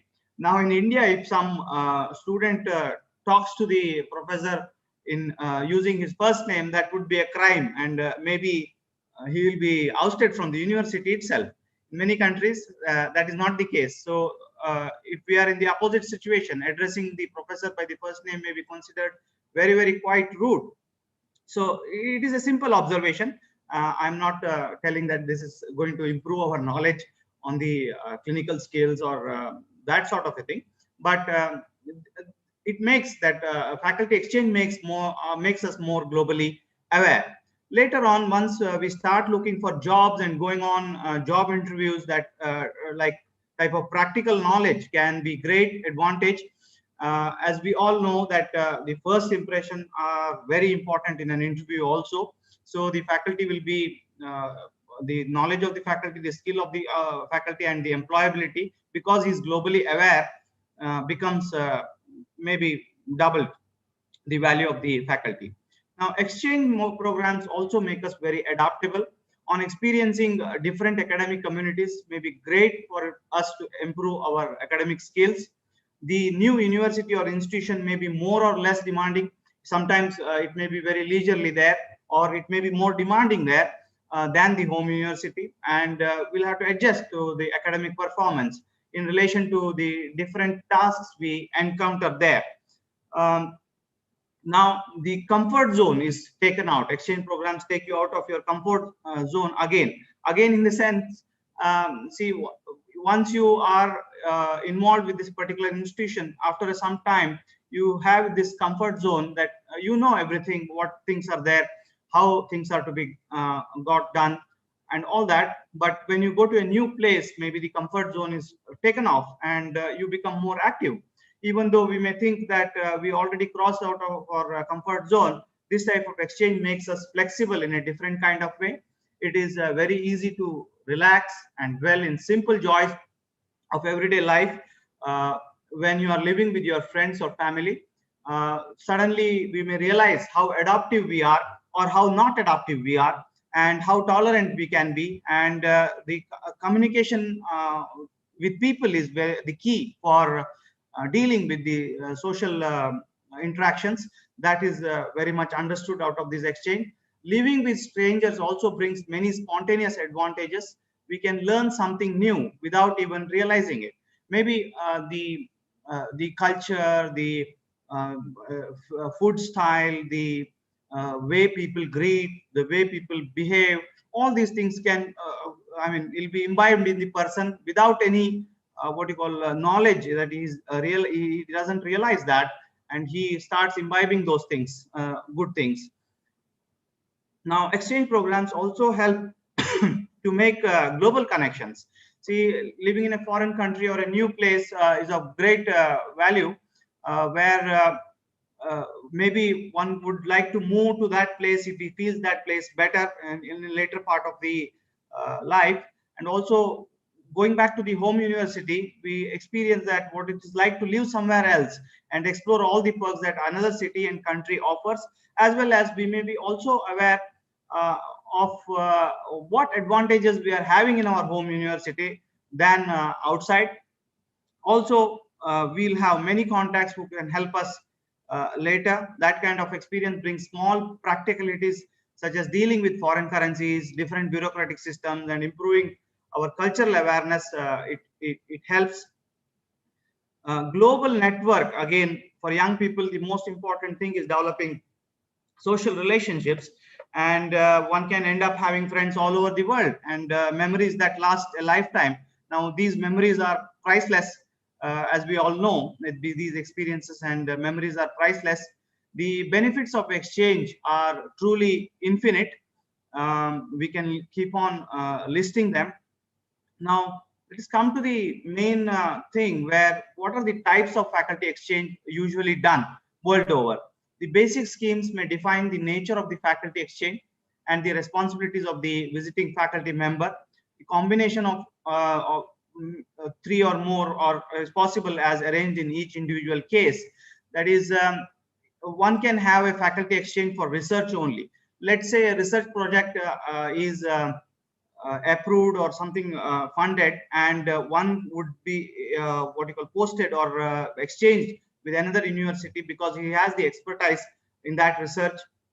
So only for research one could do the faculty exchange, or it is for teaching. There may be a wonderful opportunity where a teacher is highly blessed with a lot of skills and knowledge, and his knowledge and skills have to be expanded to the other parts of the country or the internationally. So only for teaching, or one would simply go as a guest faculty for a few days, or maybe 1 or 2 days also, or visiting faculty, which is the 1 or 2 days thing what I was talking about. And then there may be a combination of the above. That is, one could go as a researcher as well as he can teach there. He can be a guest faculty as well as a researcher. So a combination can be done like that, and that is also a part of faculty exchange. Now, how faculty exchanges are done at the level of institution or universities, they usually tend to make agreements with other universities based on specific programs or courses what the home university is having. Let's say we have BNMAS program. So we would like to see something which is related with BNMAS program. So we would like to connect with another medical institution, maybe a modern medicine institution or an Ayurvedic institution, or it may be etc. to be drawn. It's very important that one records these exchanges. The MOAs can then be practically applied by the exchange. That is, they can send the faculty or get the faculty from other institutions, and that's how practically applied. They are of high value in maybe NAC accreditation or NIRF ranking, etc. for educational institutions. They are of high value, and that is why faculty exchange programs are taken very seriously by all the universities and the institutions. Now, how to find exchange opportunities for the faculty? See, once a person is a faculty in an institution, he may be appointed as a teacher, and then he would like to improve his knowledge, and he has to find what are the opportunities for faculty exchange. The university or institutions tend to make international agreements with other universities based on their programs or courses, as I said, and it's always worth asking. The faculty should ask whether it is possible for him or her to go somewhere, even if an exchange agreement may not be available at that moment. Let's say the university or institution doesn't have an exchange program or already documented MOU, but one can always ask. Many universities have their partner exchange universities listed on their websites. So one can keep searching that where he can go, where he is suitable for, and it always beneficial to talk with someone at their university about the options available. Now, general guidelines, how faculty exchange can be done. The appointments of the faculty being exchanged must be approved by the departments and colleges of the institutions concerned. Each institution involved in the exchange shall continue to pay the salary and benefits of its own faculty member. Faculty exchanges shall normally be at the same or equivalent rank with clear advantages in the exchange to both institutions. Faculty members should retain academic rank during the period of the exchange. Work assignments will be determined by the host institution and agreed to by all the parties in advance of the exchange. Later, there should not be confusion. So it is always better to discuss and finalize the terms and conditions. Final approval of the exchange by the department chair, the dean of the college or the university, as the case may be, is to be taken. The contract should indicate the visitor's rank, beginning and ending dates, and department or other unit in which the visitor is engaged in teaching or research. A copy of the contract should be supplied to the visitor upon arrival on campus, the new campus. To equalize appropriately differences in salary and costing of living between new place, it may sometimes be necessary to provide a small supplement to visitors, maybe in the form of travel funds or other assistance, so that it can help these faculty exchange programs. The process is usually faculty applies in a prescribed format. There is always a prescribed format for faculty exchange. The application is reviewed by the HOD or the principal, the dean or registrar of the university, as the case may be. And if an MOU is already existing, the faculty, if suitable for the exchange, is deputed. If there is no MOU and the exchange is worth, then a new contract or MOU between the institutions is done and the faculty is deputed. Now, this is all about the process and how the faculty can approach and what this faculty exchange is. Now, coming to the topic, what is the scope in naturopathy and yoga institutions for faculty exchange? Now, before we begin faculty exchange program, we should know, we should do our SWOT analysis. That's very, very important. We should know our strength. We should know our weakness. We should know what are our opportunities and also the threats what we have. It is a primary initiative, and depending on that, we can decide what sort of faculty exchange is to be promoted or done. Let's say we have a strength. We can offer other institutions or other universities that this is a great strength what we have. Let's say we have a wonderful research database of faculty who is very good at research in a particular subject. Then we can offer that we are ready to exchange the faculty. Our strength is this, and we can develop this skill in your institution. If we have weaknesses, then we can invite from other institutions where it is a strength. That is, let's say acupuncture is a strength of some institution and we are weak at it, then we can call them from there and we can strengthen the department or the subject which we are weak at. If we have opportunities, then we should explore those opportunities. We should see that we go into those opportunities, we develop a system where these opportunities are made stronger, and we can ask an exchange for developing these opportunities, as well as to improve the department or the research skills of that particular. If there is a threat, then definitely we have to call someone and do this faculty exchange so that we improve on and try to thrive or survive in the future. Now, what kind of faculty exchange programs can be done in naturopathy and yoga institutions? Again, research. See, it could be literary research, it could be basic research, it could be clinical research, it could be multidisciplinary research. See, someone would like to go to a radiology department and learn more about radiology because he's dealing with a lot of orthopedic cases. So that is a multidisciplinary, or it may be industry oriented or design patent exchange. Like, for example, we want to develop newer instruments or newer designs of our instruments, then probably one could be exchange with a institution or in industry where these what you call instruments are made, and a design patent can be obtained jointly, which would benefit both, that is the manufacturer also, the industry also, and the institution also. Evidence-based practice and clinical skill enhancement. Now, let's say a doctor of our institution is having a very good specific technique and skill he has developed, and his skills are to be explored more, I mean made available to the society more, then he can definitely be sent to somewhere else. Or if there is some specific technique or skill which is very what you call good in other institutions, such person can be called to our institution, and that's how evidence-based practice and clinical skill enhancement can be done in naturopathy and yoga institutions. Now, teaching, again, in-depth knowledge exchange. Like, for example, a particular individual may be highly talented in a particular subject. Now, he has gone into the depths of that subject. Now, such a person could be utilized for this faculty exchange.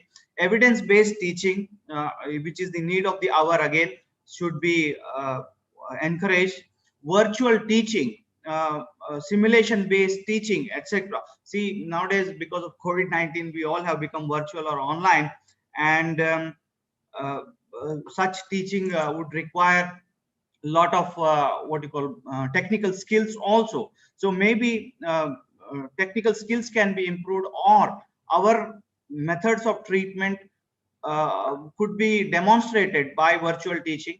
Simulation based teaching, like in Subharti University here, we have a simulation lab for teaching acupuncture. We have a model of an acupuncture because we cannot touch patients in this COVID season, the COVID pandemic. And so what we did is we developed a simulation based teaching technique. That is, we have models, we have created models where we can teach them online without any patient or without any actual human interference or a subject. Now, such things can be developed, the technologies in teaching. Other than this technology-based exchange also can be done, and most of the tech-based exchanges can be done. Now, where we can do, we can go into Naturopathy Yoga College, teaching hospital, or other. I have only one or two more slides. I will be ending now. Someone is calling. So, yeah. Naturopathy Yoga College and teaching hospitals, maybe modern medicine college or teaching hospital. Naturopathy Yoga College with the or teaching hospital with research organization. Naturopathy Yoga College or teaching hospital with an NGO, non-governmental organization, or community postings. Indian as well as foreign or abroad exchange. These are the scope where we can do that. An investment in knowledge pays the best interest, as said by Benjamin Franklin. And learning gives creativity. Creativity leads to thinking. Thinking provides knowledge, and knowledge makes you great, as said by our Dr. APJ Abdul Kalam ji. Thank you very much for giving me an opportunity for speaking in this conference. It's a wonderful initiative you people are all taking, and I wish that this conference is highly successful. It is already successful, I know that, but I again wish all the best to the team. Thank you for inviting me, Dr. Gulab, Dr. Himanshu, Dr. Pradeep. Thank you very much again. Thank you so much, sir. Rigorous learning, knowledge exchange, academic excellence, team building, and professionalism. This all can be brought by faculty exchange program. How vividly you have explained this all and necessitated its importance. I'm grateful to you, Dr. Abhay. Thank you so much. We are favored and blessed to have you here. Thank you so much. Thank you. Our next speaker is one such individual who's currently working as a research associate and pursuing his PhD at Center for Integrative Medicine and Research, AIIMS, New Delhi. Ladies and gentlemen, he is Dr. Sriloy Mohanty. He is a BNYS graduate and postgraduate in yoga therapy from S. Vyasa University and has worked as an assistant professor and medical work in yoga-based cardiac rehabilitation for patients is undergoing percutaneous coronary interventions, and his research interest includes integrative medicine, public health, and psychosomatic medicine. Today, he is going to make us knowledgeable on the topic introducing research aptitude during studentship, a step towards empowering yoga and naturopathy research. We welcome you, sir. Over to you, sir. Hello, everyone. I would just share my slides.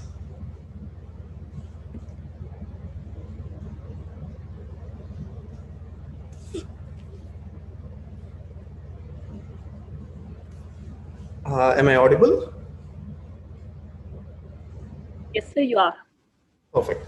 So, thank you, the team, for giving me this opportunity. My today's topic is introducing research aptitude in studentship, if step towards a step towards empowering yoga and naturopathic research. Thank you for giving me such a good topic that I would love to discuss. First of all, let us try to understand what exactly it means and why exactly this is a burning issue right now. As we all know that the scientific information nowadays flows at a rate that is never seen before. Uh, we thought that COVID-19 will slow down the process of research, and it'll there will be less publication, or the scientific work will be slowed down because of the COVID-19. But what we have seen is every day dozens of articles are published in different journals and database, which fuels the medical knowledge. Currently, you all also know about it that we spend around 24 hours a day in internet, maybe because of the pandemic, but yes, our classes, our programs, our meetings, and everything else has been shifted to online basis. And now we are constantly bombarded with the relevant or irrelevant, non-relevant information from multiple topics, that may be your studies, or maybe the COVID news or research. But have you forgot something? Have you checked the update of yoga and naturopathy research today? Okay, not today, at least last week. Have you checked your research updates in PubMed? Just go to PubMed, type yoga or type naturopathy and searched. Have you ever done that? Have you done it in the last month? No, we all have not done that, because that is what is lacking in our system. What exactly it is? Let us go to the next slide. I'll talk about a paper which was published, though it is not published in based on the Indian data, but let us try to understand what exactly they told. They told that the training, whatever given, is our medical doctors who are not practicing in primary care, and mostly it is filled with some pseudoscience, ineffective, unethical, potentially dangerous practices. The therapies that we are giving, they have told that this is pseudo or ineffective or unethical or potentially dangerous practices. How can they talk about this if it is not? Because you as a naturopath, I as a naturopath, we understand that yoga and naturopathy is something which is evidence based now. How? Have we done enough of research? No, we have not done.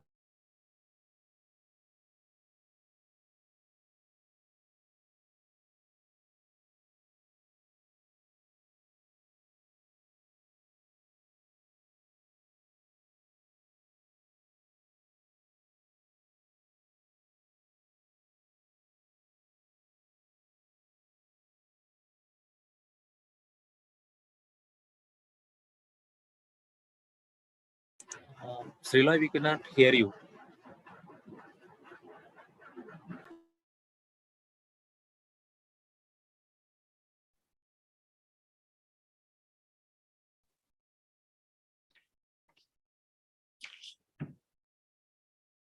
Dr. Sriloy, we cannot hear you.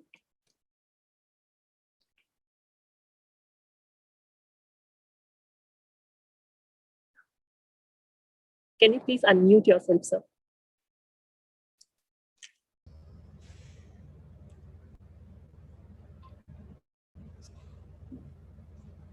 We still cannot hear you. Okay. Yeah. Can you hear me now? Yes, sir. Yes. I'm Perfect. sorry, maybe because of the internet issues. So I was here in evidence-based medicine. I have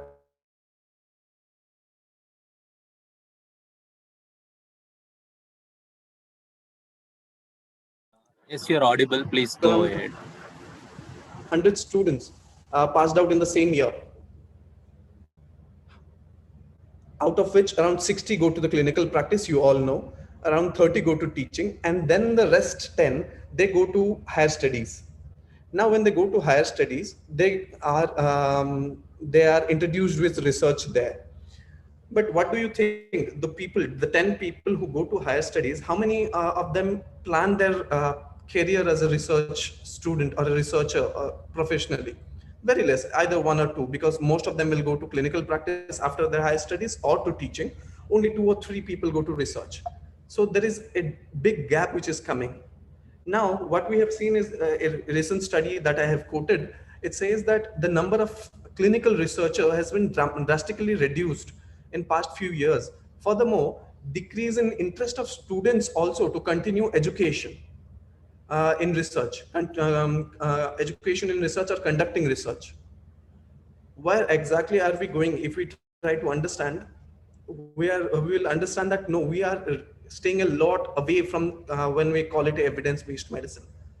Being students of yoga and naturopathy, don't you think that it is not our right to know about more knowledge, right to know about information that is there in this system, make it more scientific? Is it all about students are solely consuming the information but not creating the medical information? Because we are not creating medical information. So what exactly is research? Let us try to understand. Can you do it? Can I do it? Can the students do it? There are only 2 things which is required. One is curiosity. Second is observation.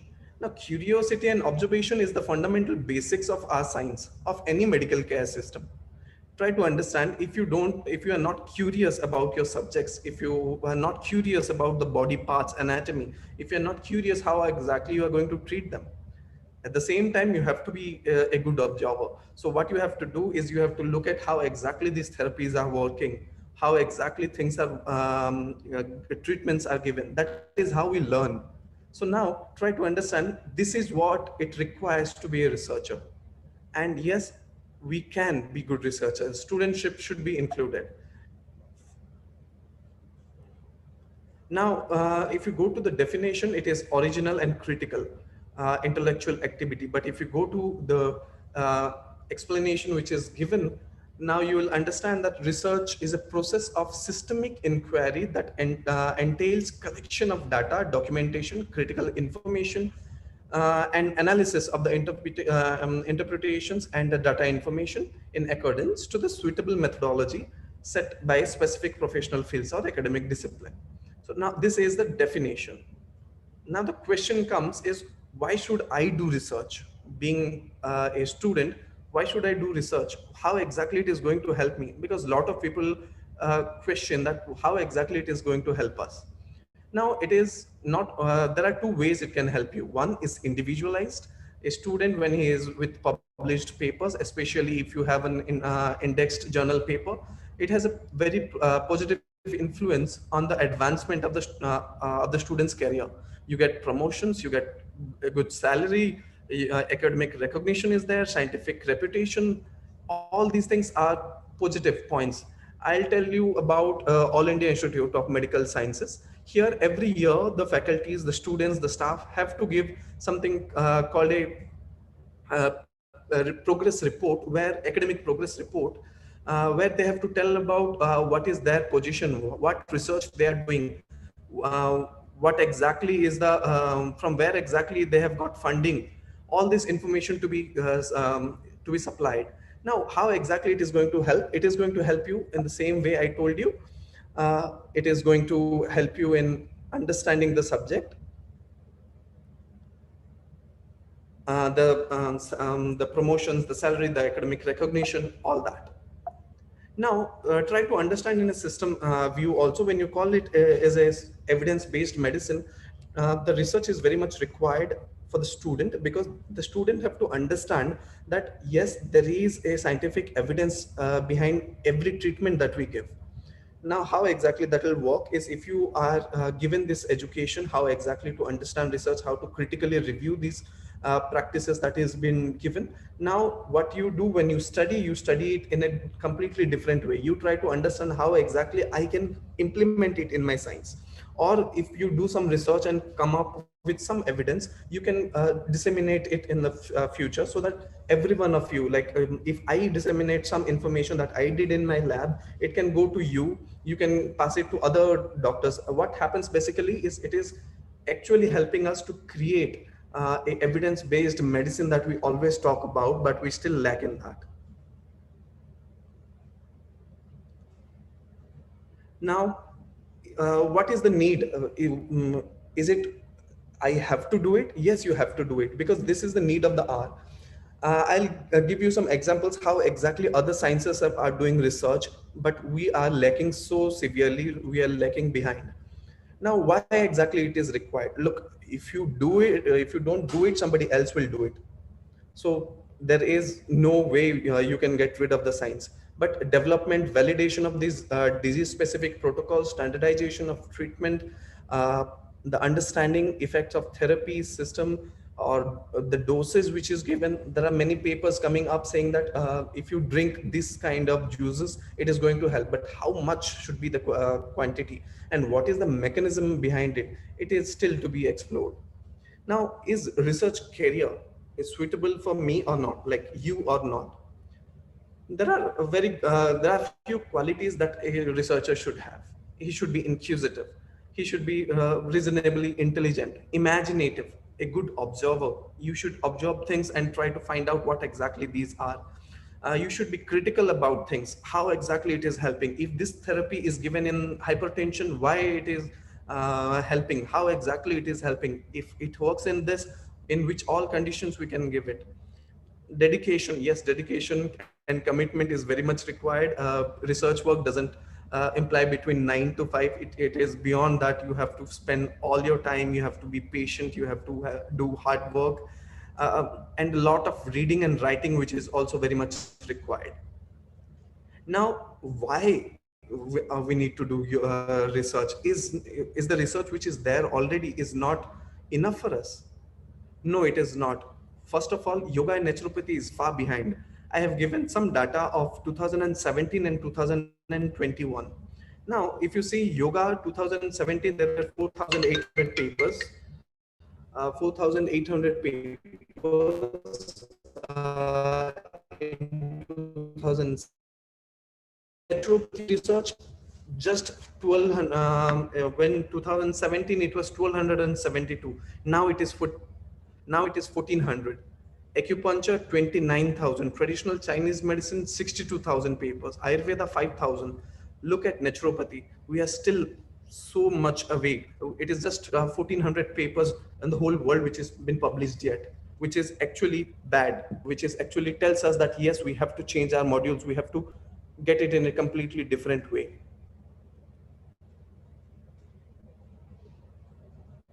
Now, the sample size.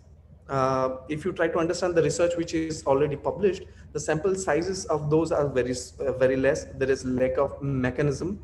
There is poor methodology. There are ethical issues. Papers are not published in index journal.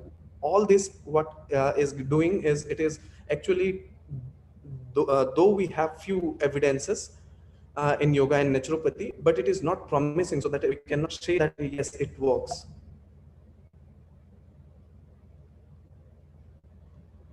Now, when should I start my research? This is the question everybody asks. This is the main theme of my study. Let me tell you some examples. Charles Best, he was a medical student when he and his supervisor, his guide, were able to discover insulin. Alan Hodgkin, he was also he is a former professor in biophysics in University of Cambridge, but his first work in nerve conduction began when he was an undergraduate. He got a Nobel Prize because of it. Why to talk about outsiders? What about India? We all know C.V. Raman sir. We celebrate National Science Day on his name. Do you know that in 1906, his first paper was published when he was a undergraduate student? So now there is a need of this research that we have to do at any cost. Research in undergraduate is very much required.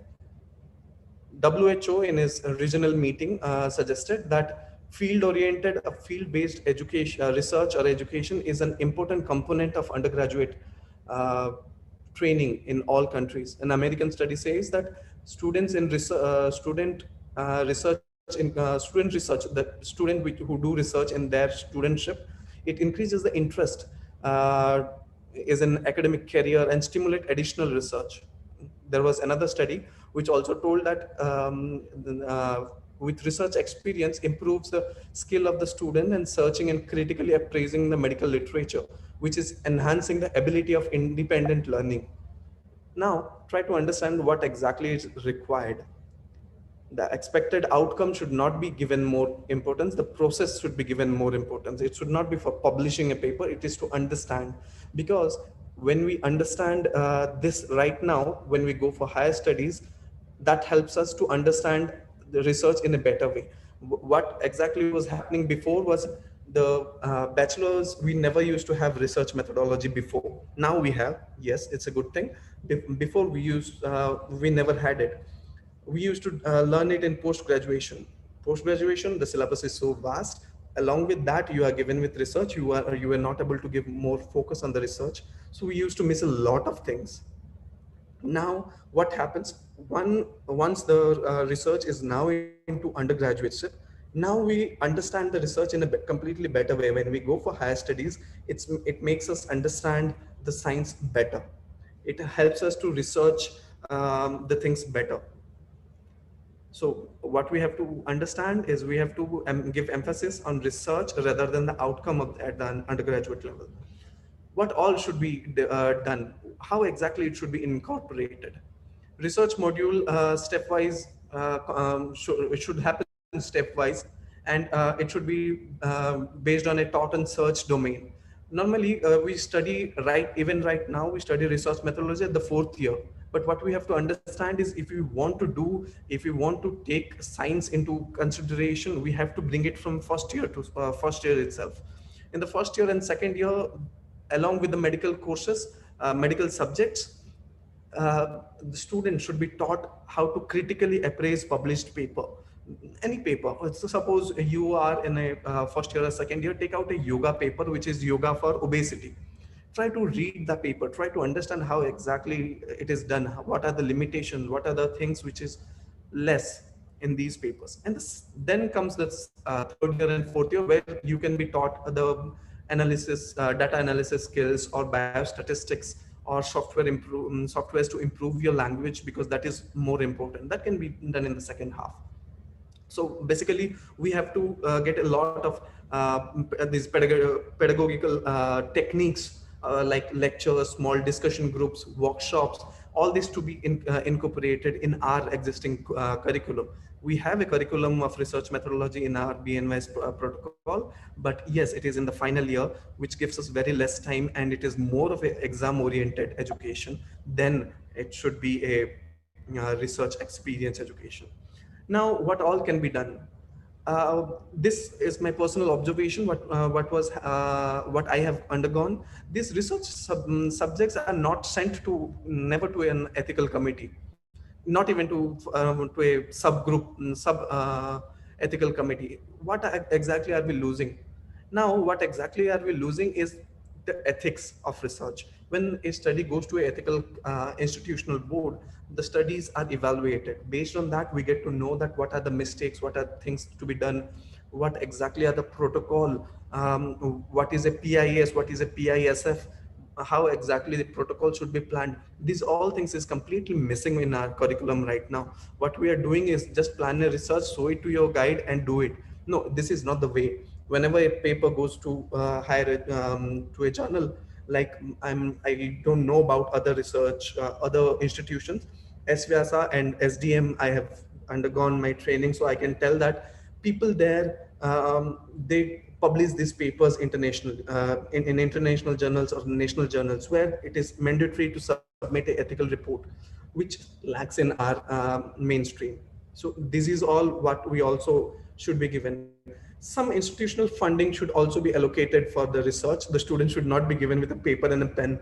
There's a nice line which says that a researcher, what he needs is just a pen and a pencil. Yes, it is true. There is no doubt about it, but more scientific evaluation needs more budget. Yes, even the institutions can come up with new plans or go to the funding agencies. Yes, the funding agencies will definitely help out. Research modules will help the students to gear up their post-graduation level that I have already discussed. Medical students with strong foundation in research can understand the science better, and they can practice the same thing better. It is something which is a step towards evidence-based medicine. If you don't understand it, if you don't practice it, you cannot call it evidence-based. When a medical student have a strong foundation in research, it can help them to improve the system, improve the evidence-based medical system that we are talking about. The idea and science behind the research drive is major way to measure discoveries, innovative in future. Look, there are many students who come up with very innovative ideas. Always remember, old brains, the researchers that they think it in a completely different way. When a fresh mind, a bachelor, is getting a question that is a completely raw question based on a raw brain which asks question to the guide. So we have to give equal importance to the in teaching also, to make these students understand what exactly they need. Can we take research as a full-time career? Yes, it is. We can. There are, after your qualification, BNYS, you can do your MD, you can do MSc in research methodology, you can do your PhD, higher studies. There are other things like MPH, there is MHA, there is MBA. What we have to understand is there are different courses which are there, and what we have to do is we have to also give the same importance to the evidence which is required. For right now, doing small case studies, case reports, individual case series, or non-randomized controlled trials, yes, they are also evidence-based, but try to understand that we have to go to a next level where there is randomized controlled trial, where there is systemic reviews, meta-analysis that also should be done. There are major institutions, which is Swami Vivekananda Yoga Anusandhan Samsthan. There is Kaivalya Dham, there is Patanjali Yoga Peeth, there is the Yoga Institute from Mumbai. So these are the institutions who are mainstream research institutions. There are other institutions also which are doing research, there is no doubt. These are the mainstream research institutions. If you go out, these are the yoga institutions. If you go out, then there are chances in Nimhans, there is JIPMER in Pondicherry, there is AIMS, there is PGI Chandigarh, who have come up with a beautiful center with the help of the Central Council of Yoga and Research. Then there are international institutions. There is Harvard, there is MD Anderson, University of California. There is a nice fact about University of California. A lot of friends of mine who are working in University of California, they have a different set of education there. Students are given ideas to work. Students are given chances to study. Students are given additional funds to do research. Scope of work, yes, there are multiple positions: junior research fellows, senior research fellow, research associates, academic position. There are scientific writing writers, research consultants. There are different institutions which teach how exactly to do research. So yes, these are the things which is going to help us, and yes, you can build a career. There are a lot of people who have built a career out of it. There are governing and non-government funding agencies who are waiting to fund properly scientific proposals like ICMR, IUCCRYN, DST, DBT, Satyam, a lot of institutions which gives funding to institutions. The only thing that you have to remember, yes, it is time consuming. Yes, it is difficult. Yes, it requires perseverance. And yes, it needs ultimate determination. You will fail 10,000 times, but you have to understand from the quote, I have failed. I have not failed. I have just found 10,000 ways to work. 10,000 ways that it won't work, but I know how exactly it will work in future. Where are our seniors?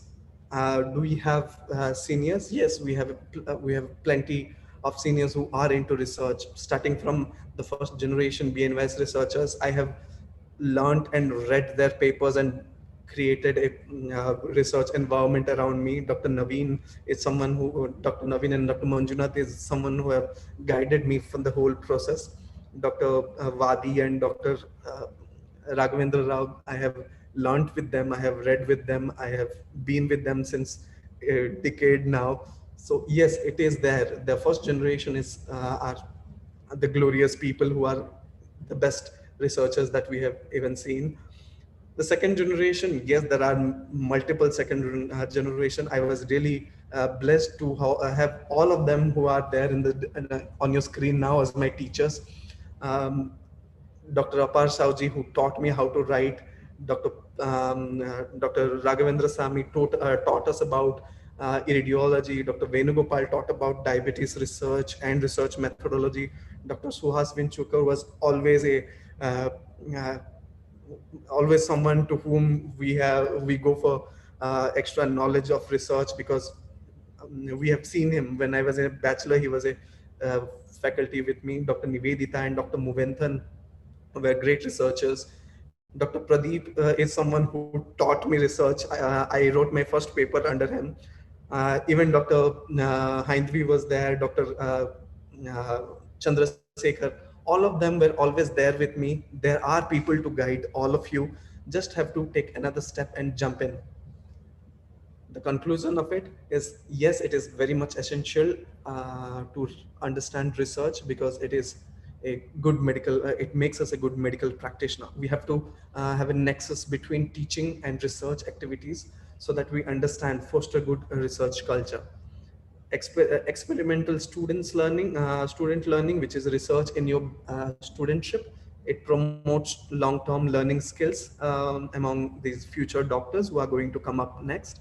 It promotes yoga and naturopathy research.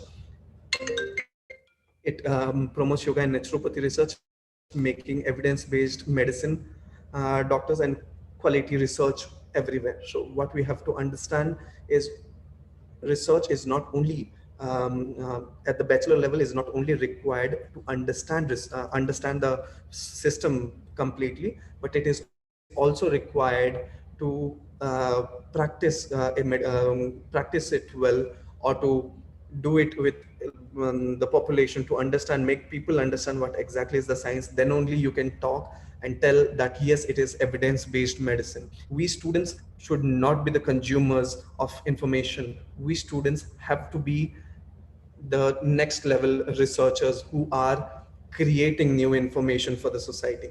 That is what is required. Thank you.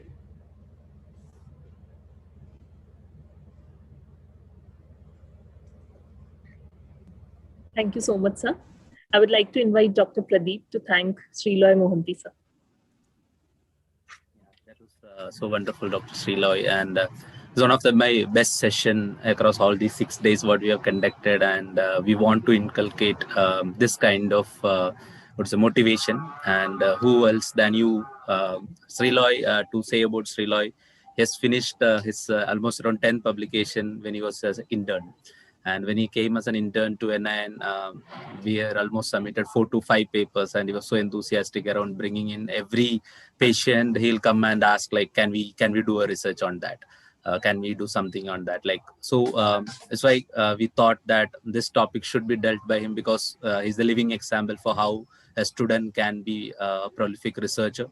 And also, like our friend runners, Dr. Edmund Christandol, he also cracked the PhD of entrance of AIMS.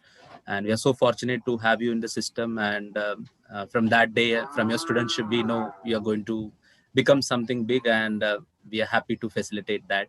And thank you so much for coming in and sharing your wisdom and knowledge. Thank you. Thank you. Thank you, Dr. Pradeep. That was a magnificent, wonderful session, I must say. Bringing this topic into this platform was the need of the hour. How important this was to be reiterated. And thank you so much, Dr. Sriloy, for explaining the importance of developing research attitude in the studentship so impactfully. Thank you so much for letting us know the right path to work on. Thank you. Now, I'd like to thank all the wonderful people who spoke today. What an amazing lineup we had. All of you taking time for us from your busy schedules means the world to us. Dr. Bimal Chajar, our keynote speaker, will be joining us at 4:15 p.m. He is a well-known personality in the world of medical sciences, the propagator of zero oil cooking, and the pioneer of non-invasive cardiology. Join us at 4:10 p.m. in the evening to learn to fight against the heart diseases without surgery. Then at 5 p.m., we'll be having our valedictory ceremony and prize distribution program.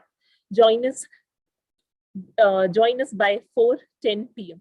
I hope the crux of this conference will be used for the best of your abilities. We have come to the end of our morning technical sessions. Now we'll be seeing you at 4:15 p.m. sharp. Thank you so much. Thank you for joining with us.